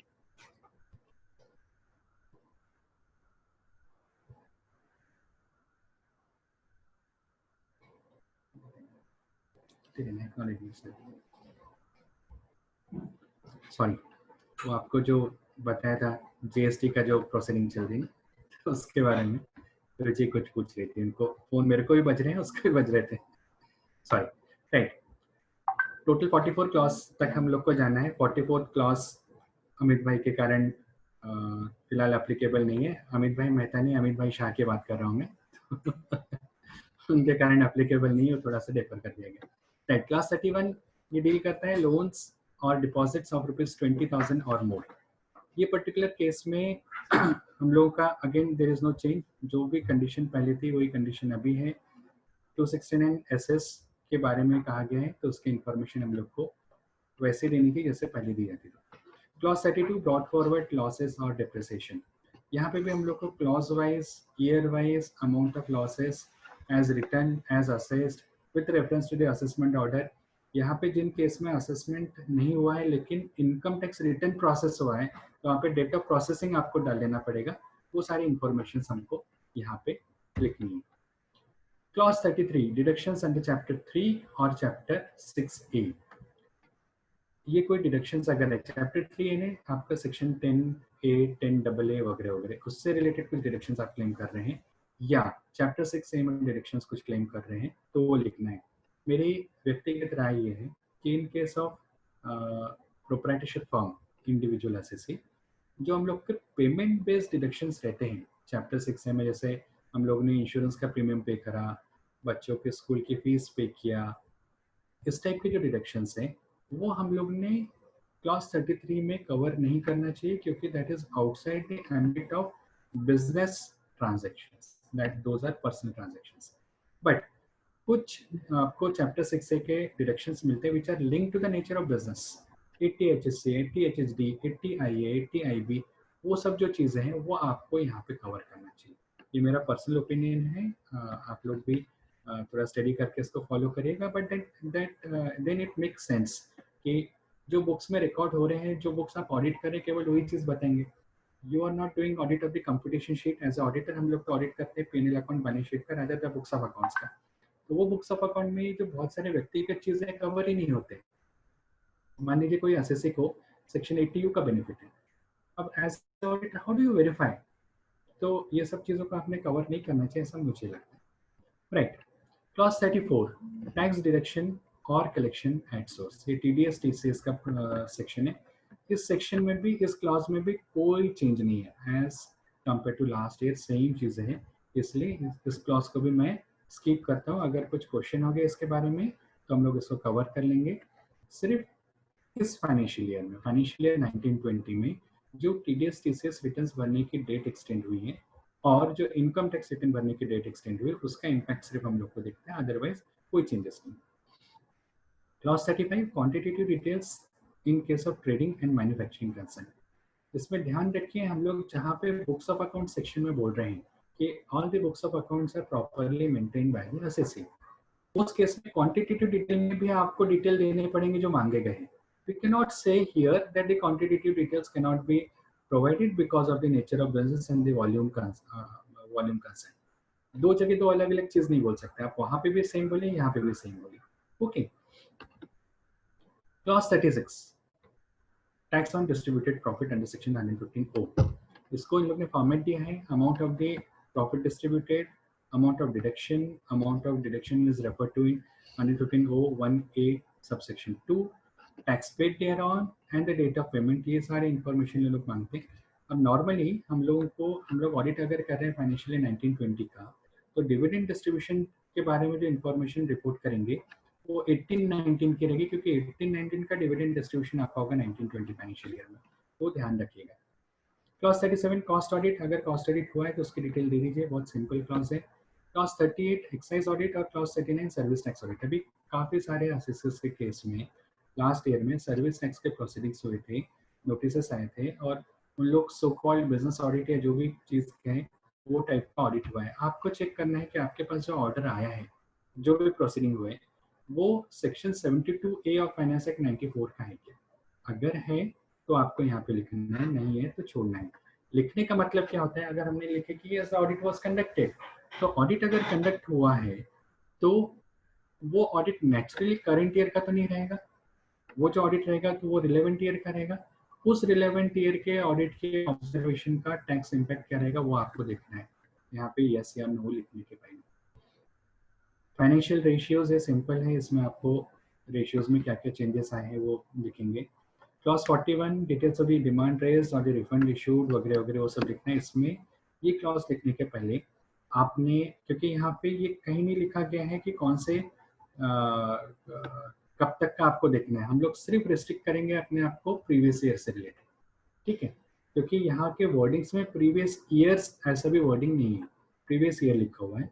तो प्रीवियस ईयर का डिमांड अगर है तो उसके बारे में आप लिख लीजिए। आरसीसी कई बार क्या होता है कि आरसीसी हम लोग का रेगुलर इनकम टैक्स का क्लाइंट नहीं रहता है, आरसीसी का हम लोग सिर्फ टैक्स ऑडिट करते हैं, इनकम टैक्स का वकील कोई और रहता है। ऐसे केसेस में आपको उनसे यूजर आईडी पासवर्ड मांग के ये लॉगिन करके पर्टिकुलर क्लॉज देख लेना है, स्क्रीनशॉट ले लेना है और वो आपके ऑडिट वर्किंग पेपर्स के साथ में डाल के रखें। क्लॉज 42, क्लॉज 42 ये आपके एसएफटी रिटर्न्स के बारे में डील करता है। एसएफटी रिटर्न हम जो पर्टिकुलर एसेसेस को भरना पड़ता है उसके बारे में है। एसएफटी रिटर्न अगर भरा है तो हम लोग लिखेंगे, नहीं भरा है तो भी इस पर्टिकुलर क्लॉज में लिखेंगे। कई बार कई केसेस एसएफटी एसेसेस से छूट जाते हैं। अगेन ये उन केसेस में होता है जहाँ पे आप टैक्स ऑडिटर हैं लेकिन आप टैक्स कंसल्टेंट नहीं है, टैक्स कंसल्टेंट कोई और पर्सन है और शायद उनके पास में एसएफटी रिटर्न का नॉलेज नहीं है या उन लोगों ने एसएफटी रिटर्न भरा नहीं है। ऐसे केसेस में आपको ये सब चीज़ें देख के यहाँ पे आपको ओपिनियन प्रॉपर्ली देना है, क्योंकि अभी इनकम टैक्स डिपार्टमेंट ये सब चीज़ों को क्रॉस लिंक करके कोरिलेट कर लेती है। Right. Clause 43 reporting of parent और alternate reporting agency as per section 286(2) ये भी पुराना क्लॉज है, इसमें भी कोई चेंज नहीं है, सेम चीज़ें जो पहले थी वही हम लोग को रिपोर्ट करना है।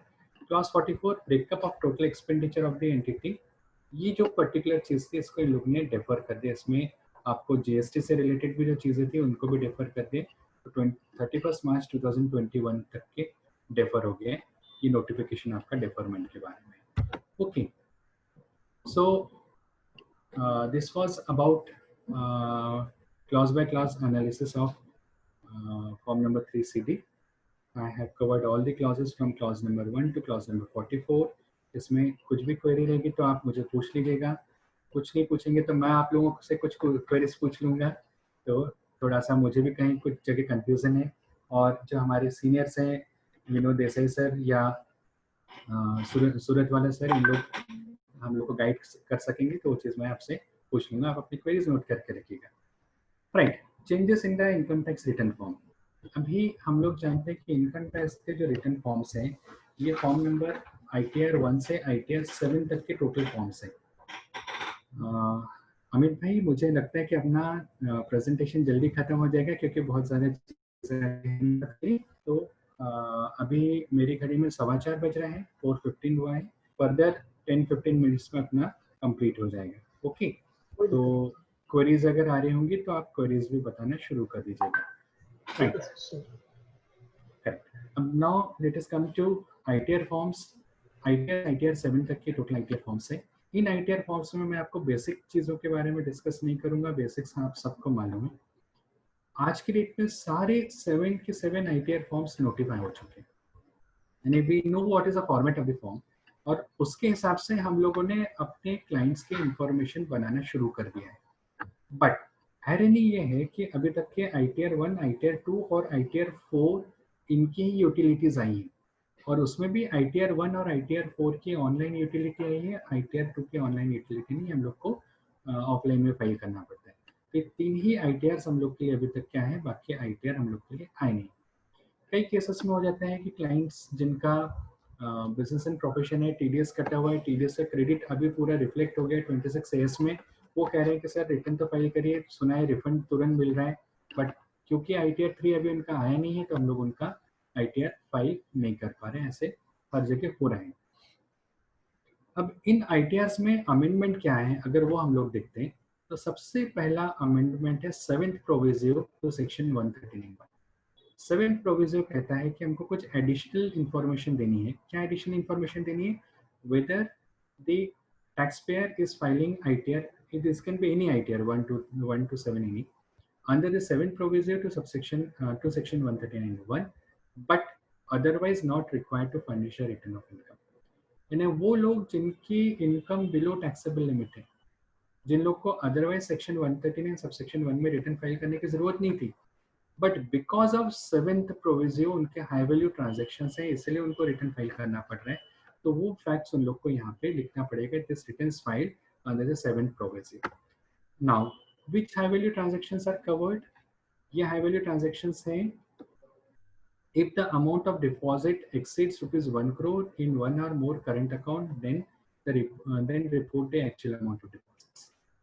नॉर्मली क्या होता है, जो आप सोचिए कि कमीशन एजेंट्स हो गए, या सिम कार्ड के डीलर्स हो गए, या मिल्क सप्लायर्स हो गए, जिनको मिल्क सप्लाई करने के पीछे पर बॉटल या पर लीटर का कुछ रेट उनको मिल जाता है। अब 1 लीटर इज से costing 50 rupees and they are getting only 2 rupees per litre, तो हम लोग टर्नओवर में क्या बताएंगे, 2 रुपीज, बट करेंट अकाउंट में टोटल अमाउंट कितना डिपॉजिट हो रहा है, 50 रुपीज। तो ऐसे केसेस को इन लोग ने आइडेंटिफाई करके अपने से कहते हैं कि आप इनको ITR फाइल करते समय बताएंगे, तो वो केसेस यहाँ पे आ जाते हैं। अब the case which I was referring to, यहाँ पे हो सकता है कि वो डीलर का जो टोटल अमाउंट अर्नड है वो 2.5 लाख रुपए से कम हो गया, यानी gross turnover minus expenditure is equal to taxable turnover. So before getting the benefit of section 87A, उनकी टैक्स लायबिलिटी इटसेल्फ इज 0, तो उनको अदरवाइज रिटर्न फाइल करने की जरूरत नहीं है, 139(1) में कवर नहीं होते। बट जो टोटल रिसिट्स हैं या transactions in the current account है, 1 करोड़ के ऊपर हो गए, तो उनको रिटर्न फाइल करना जरूरी हो जाता है।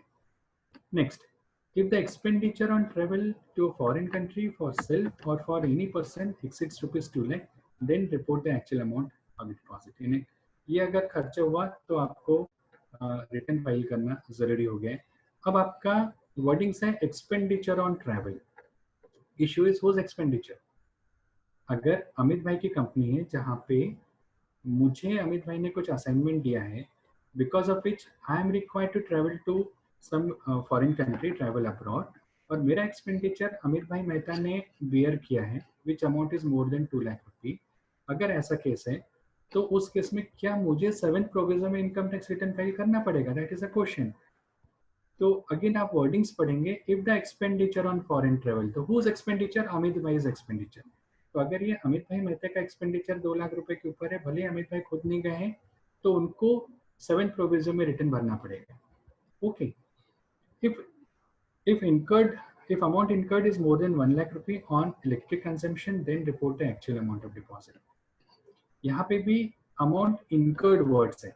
फिर से एग्जांपल लीजिए कि मान लीजिए जारवेज जी के पास में एक प्रीमाइसेस है, जिस प्रीमाइसेस को उन्होंने लेट आउट करा है on rent for me to run my own office. मैं मेरा सीए का ऑफिस उनके यहाँ से चला रहा हूँ, और जारवेज जी का और मेरा एग्रीमेंट ये कहता है कि इलेक्ट्रिसिटी बिल पूरा मैं भरूंगा, और वो इलेक्ट्रिसिटी बिल मेरा आता है महीने का 20,000 रुपये, यानी साल का 2,40,000 रुपये. तो if the expenditure incurred is rupees 1 lakh और मोर ऑन इलेक्ट्रिसिटी कंजम्पशन, तो एक्सपेंडिचर किसका? बिल आता है जारवेज भाई के नाम से, बट बुक में आ रहा है मेरे, तो किसके बुक्स में रिकॉर्ड होगा? तो यहाँ पे मेरा इंटरप्रिटेशन है कि expenditure incurred is by me, therefore 7th proviso will be applicable to me and not Jarvis. दो बची हैं. ये कमेंटमेंट आया है शेड्यूल 112A में, reporting on individual script wise details. इससे सबका हेडेक बढ़ जाएगा. वो सारे सीए जिनके क्लाइंट्स शेयर में डील करते हैं, उनके लिए ये वाला अमेंडमेंट बहुत भारी पड़ेगा. क्या कहता है आप देखिए, schedule 112A, from sale of equity shares in a company or unit fund or unit of business trust or on which STT is paid under section 112A, this is inserted and notified in this year's ITR to report individual script-wise details on long-term shares which was earlier exempted from tax and eligible for grandfathering clause. तो क्यों करा गया है? क्योंकि पहले taxable नहीं था, अभी ग्रैंडफादरिंग क्लॉज और इन सब चीजों के कारण ये टैक्सेबल हो गया. Earlier this was introduced later in the version for 1920, but it was made optional. But ये करंट ईयर के लिए ऑप्शनल नहीं है. 1920 असेसमेंट ईयर 2021 के लिए दिस इज मैंडेटरी. तो हमको स्क्रिप्ट वाइज डिटेल देना है, शेयर वाइज डिटेल देना है. तो ये थोड़ा सा काम बढ़ाने वाली बात होगी. लोगों ने बहुत सारे शेयर खरीदे थे, अभी बेच रहे हैं, उसके ऊपर कैपिटल गेन आ रहा है, 10% टैक्स भरना इशू नहीं है. ग्रैंडफादरिंग के बाद में शायद वो टैक्स भी नहीं आ रहा होगा, बट इतनी सारी इंफॉर्मेशन फिल करके देना ये बहुत मुश्किल है. 11581B3 ये जो प्रोविजियो है, ये नॉन रेसिडेंट के बारे में, जो मैंने आपको ऊपर बताया, सिमिलर चीज अभी आपको नॉन रेसिडेंट के लिए भी एप्लीकेबल हो गई है. तो वो सारे नॉन रेसिडेंट के जिनके हम लोग रिटर्न्स फाइल करते हैं, उनको भी स्क्रिप्ट वाइज डिटेल्स देना जरूरी हो गए. लास्ट और बहुत सिंपल सा जो अमेंडमेंट आया है, वो अमेंडमेंट था सेक्शन चैप्टर 6 से रिलेटेड. चैप्टर 6 से आप सब जानते हैं फाइनेंशियल ईयर 1920 के लिए हम लोग अभी भी ये कर सकते हैं, इन्वेस्टमेंट कर सकते हैं. तो ये जो इन्वेस्टमेंट हम लोग ने 1 अप्रैल 2020 के बाद में करा है, इसके लिए इन लोग ने अलग से इनकम टैक्स रिटर्न के फॉर्म में शेड्यूल D1 में डाल दिया है. उसमें वो डिटेल्स बताना है, सो दैट हम लोग जब नेक्स्ट ईयर का रिटर्न भरेंगे तो उसमें ये चीज़ दोबारा बेनिफिट नहीं मिलेगा. उसके कारण ये वाला क्लॉज है. तो जारवेज भाई, अमित भाई, Kunjar ji, I have come to the conclusion of my presentation. थोड़ा सा फास्ट हुआ होगा शायद प्रेजेंटेशन. मैं सोचा कि क्वेरीज के लिए ज़्यादा टाइम रखा जाए. क्वेश्चंस कुछ भी होंगे तो प्लीज़ आप मुझे बताइए. Thank you very much for your patient hearing. Patient करना ही पड़ेगा क्योंकि ऑप्शन नहीं था, आपने सबको म्यूट करके रखा था. बट मुझे आप लोग ने यहाँ पे बुलाया, अवसर दिया आपके साथ इंटरेक्ट करने के लिए, इसके लिए तहे दिल से शुक्रिया, धन्यवाद. और अब आपकी क्वेरीज बताइए, मैं रिप्लाई करूँगा. Thank you sir.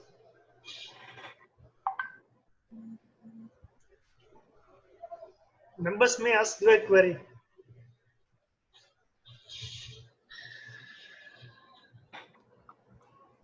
कुंजर भाई को कुछ पूछने लगता है, उन्होंने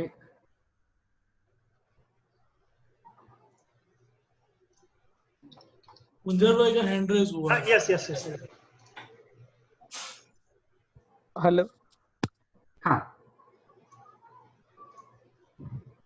कुंजर भाई म्यूट થઈ ગયું છે તમારું.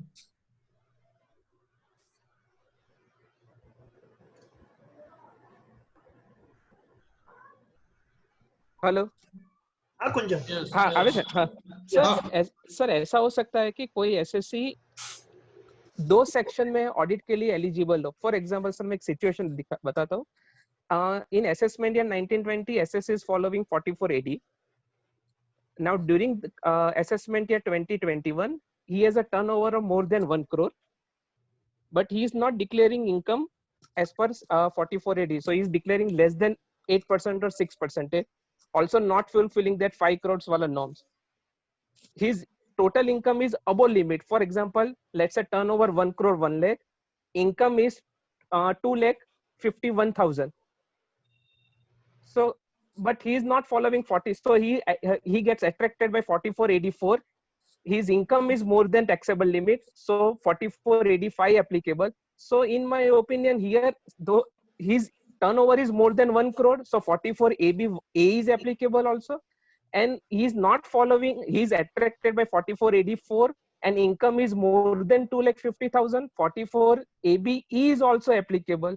So it is so हमें 3CD में सर कौन से सेक्शन में उनका ऑडिट करना पड़ेगा? राइट, 3CD में जो मोर रिलेवेंट सेक्शन है वो डालना पड़ेगा. आप इस केस में देखिए कि जनरलाइज सेक्शन है 44AB क्लॉज ए और इसमें मोर रिलेवेंट सेक्शन है क्लॉज ई, तो इस केस को क्लॉज ई में कवर करना चाहिए क्योंकि और सर यस जी, नेचर ऑफ एक्टिविटी जो है वो 44AD में कवर हो रही है, but he is showing lesser income, or 44AD is more generalized clause because till previous year he was showing the income under section 44AD, filing the return under 44AD. Therefore, audit under 44AB clause E will be applicable. Okay. Okay. Right. Next. Thank you. Thank you. Sir, there is one question. Yeah. If salaried person goes to foreign for work, who will show expenses? Expenses are done by company. Expenses are done by the company, na? Yes. So in whose books of accounts the expenses would come? The company. So this 7th clause will not be applicable in case of such employee because he has not borne that expenditure. Yes. Members may ask their query in chat box. इसमें एक और चीज बताते थे, तो कुंजर भाई ने एक बहुत अच्छा पॉइंट रेज किया था जो मैंने बताते समय स्किप हो गया था. पर्टिकुलरली केसेस जहाँ पे 44AB क्लॉज ए और क्लॉज बी ये टर्नओवर बेस्ड है और क्लॉज सी डी और ई ये प्रिजम्पटिव टैक्सेशन बेस्ड है. तो ये सी डी और ई क्लॉजेस में आपकी एक और कंडीशन है कि your income should be in the taxable range. Now the wordings are income. Income means income from all the sources put together. जो अमाउंट आ रहा है वो टैक्सेबल रहना चाहिए.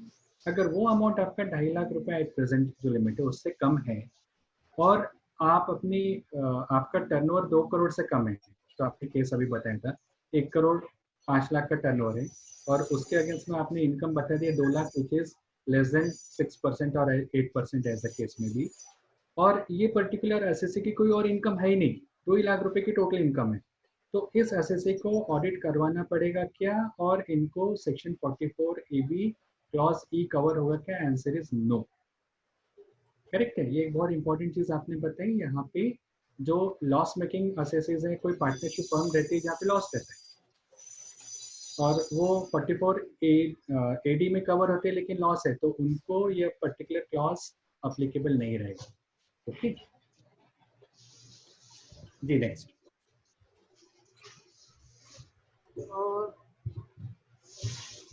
Kunjar, you may ask.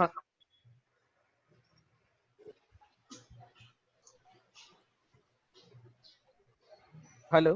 Yes, yes. Sir वो जो आपने टैक्सेबल लिमिट बोला तो वो बिफोर 80 चैप्टर 6 से डिडक्शन क्या आफ्टर चैप्टर 6 से डिडक्शन लेना पड़ेगा? After chapter 6 it talks about taxable. Okay, because the word mention there is total income. हाँ नहीं, इसमें बताता हूँ. ग्रॉस टोटल इनकम नहीं बोला उन्होंने. नहीं, टोटल इनकम बोला है. हाँ. And the income exceeds maximum amount which is not chargeable to tax in the previous year. Yes, है ना, तो इसलिए.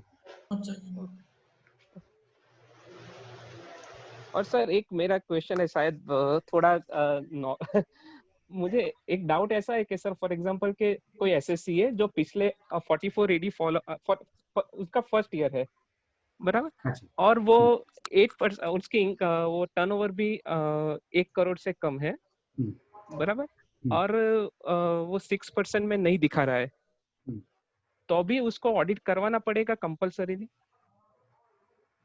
अगर वो 6% में नहीं दिखा रहे हैं, उसने अपना लिमिट को इन्हें इनकम मोर देन 6% दिखा रहा है, करेक्ट? ना, इनकम लेस देन 6% दिखा रहा है, टर्नओवर 1 करोड़ से कम है, तब तो तो उनको करानी पड़ेगी, तो ऑडिट की रिक्वायरमेंट नहीं है ना। नेचुरली है ना। मान लीजिए 90 लाख की इनकम है, यस 90 लाख का टर्नओवर है, करेक्ट? यस और उसमें इनकम बता रहा है 4.5 लाख की, दैट मीन्स 5% दिखा रहे हैं, यस करेक्ट? तो ऐसे केस में ऑडिट करवानी पड़ेगा, क्योंकि ये सेक्शन 44 AD में की लिमिट से कम है, तो ये केस कवर हो जाएगा आपका क्लॉज ई में। लेकिन वो 44 AD में कंडीशन ऐसा है कि वो प्रीवियस ईयर में भी 44 AD में उनकी इनकम डिक्लेयर होनी चाहिए, तभी ये 44 AD4 एप्लीकेबल रहेगा। नहीं, वैसे वर्डिंग्स नहीं है इसमें। आप 44 AD4 में अगर देखेंगे तो वहाँ पे 44 AD में देखिए, उसके हिसाब से अगर अपन देखेंगे तो वहाँ पे ये वर्डिंग्स नहीं है, और इससे बेसिक कंसेप्ट ही डिफीट हो जाएगा ना। यानी अगर एसएससी प्रेजेंटिव डिस्ट्रीब्यूशन से कम अमाउंट बता रहा है और ऑडिट नहीं करवा रहा है, तो बेसिक पर्पस डिफीट है।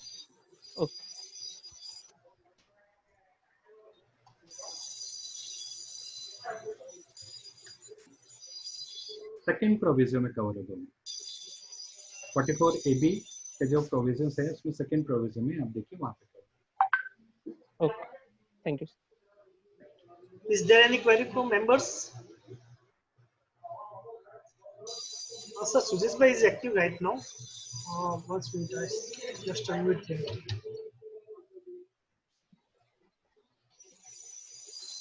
Yes. Sujesh bhai. No, there is no query. The manner in which Verma Sahib has delivered his speech on 3CD, 3CB is very excellent. So there is no query at all. I believe most of our members are satisfied with their query. So, your video is not coming. Okay. Thank you, Sujesh sir. Thank you very much. Sir, you have make a PPT presentation in such a manner so that things are very smooth for each and every member, sir. Sir, my pleasure. Really appreciate your presentation and grip on a particular subject of 44 AD, because Kunjar has initially started that you are a Reserve Bank auditor. So I believe that how can you deal with the Income Tax Act? But you have immediately spoke on your initial remarks that you are basically inclined on income tax only. So I believe Amit Mehta has make a correct decision, because Kunjar has given an introduction as RBI auditor and branch statutory auditor. So our chairman branch, Jarvis Suratola, is on very much deal with the bank audit only. So I believe how he can going to deal with the income tax subject. But you have immediately clear that your inclination is only on taxation subject. So, and ultimately it is proved from your presentation, sir. So very deep and thorough knowledge about the particular provision of this section. Sir, my pleasure. मैं सिर्फ एक ही चीज sir आपके साथ share करना चाहता हूँ। Yes, sir. मेरी आर्टिकलशिप जयदीप शाह सर के अंडर में हुई है। Great. और जयदीप सर के प्रेजेंटेशंस भी मैं बनाता था, और अच्छा। जयदीप का जो स्टडी और उनका नॉलेज है वो सर सीखने लायक है। I was really pleased to be his article. उनके इसके ऊपर के माइन्यूट स्टडी रहती थी, और उसमें हम लोग भी जब कोई केस जब बनाते थे, अपील के केसेस बनते थे, तो उसमें sir comma, full stop, punctuation के ऊपर तक के ध्यान देते थे, और चीज को वो इतने अच्छे से करवा देते थे कि आपको नेक्स्ट टाइम वो चीज भूल ही नहीं सकेंगे। तो सर के साथ में रह के, सर के अंडर में सीख के ये सब चीजें समझ पाया हूँ मैं, और इसलिए मैंने जो कहा कि मेरा इंक्लिनेशन इनकम टैक्स में, क्योंकि जयदीप सर इनकम टैक्स के एक्सपर्ट हैं, इसलिए मेरा इंक्लिनेशन इनकम टैक्स में जाना। अच्छा, I was not aware about the association with Jaideep sir, but I have heard Jaideep sir in a very long back history, means from the 2004-5 when he was as a regional council member. Then he inclined to central council member, and on and off he used to visit in Surat branch as a speaker also. So I have heard him quite a lot, and I'm very sure that he was very thorough on a particular subject as a speaker. So I really believe under the Jaideep sir, your training was very nice, sir. So really appreciate. I am just remind you one thing. My association with Nagpur branch that in the year 2004, we 4 people, I along with Vinod Desai, Kalpesh Kapadia and Chetan Patel, we ISA 12-day training course. अच्छा, okay. 2004, sir. Okay. We used to travel from Navsari to Nagpur to attend the 12-day ISA practical training course. Very good, very good. So you We have have stayed there. We have stayed there in the month of May. Oh. Okay. So very hot memory. Absolutely. Hot memories and hot time of the year. Yes. And only Central Council member till now given by Nagpur branch is Jaideep Shah sir, and he was our president also. So very good about Nagpur branch. I have always heard about Nagpur, about your unity, about your cohesiveness amongst the member. And most of the member, I think, practicing both, that is taxation and indirect tax also. Right. Most of the Nagpur member. Right. That is what I have learned in the year 2004 when I was there. So most of the member used to practice in VAT, then VAT and in taxation. Whereas in Navsari, sir, mainly our member practicing in direct tax only. Okay. Few of very few like Jarvis and other person who are exclusively associated with bank audit and GST. Not very much into taxation. Okay. नहीं sir, यहाँ पे common रखना पड़ते हैं, देखो people. Presently, how many strength you have? I think earlier I was aware that 1600 were there. 1600 member. Present strength of Nagpur branch members are. Now we are between 2,500, between 2,250 to 2,500. Okay, so very less chance compared to Jaideep sir popularity to become a Central Council member from Nagpur. Sir, actually, having support from every place, like people like you and everywhere, सिर्फ possible रहता है. Otherwise Nagpur जैसे छोटे city से central council और one president बनना बहुत difficult है. हाँ, विदर्भ और अकोला और ये सारी चीजें जो अगर ज्वाइन कर ले तो फिर ब्राइट चांसेस होते हैं, लेकिन थोड़े विदर्भ में भी तकलीफ है. Right sir. I have no query at all. Amit, किसी की query हो तो आप ले लीजिए, so that sir can be free within short span of time, and he can attend the GST departments. Sure, sir. Yes. I don't think so. Is there any query from members? As I have not received the query, I request Virat sir to give vote of thanks to sir. Virat, yes. Hello everyone. On behalf of Navsari branch of WIRC of ICI, I am privileged to give vote of thanks.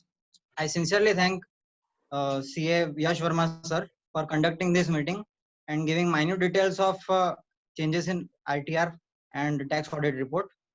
I also request all members to hello. Yes. Yes, you are audible. I also sincerely thank every participant member for participating in this meeting. Thank you, everyone. Thank you, Virat. Thank you. Thank you. Thank you, sir. Thank you, sir. Thank you, Verma sir. Thank you, Verma sir, for your precious time, sir. Thank you very much. Yatin bhai, आपको भी thank you. Yatin bhai. बात नहीं होती. Yes, thank you. Thank you. Okay. Thank you very much, sir. Thank you. Shall I end meeting?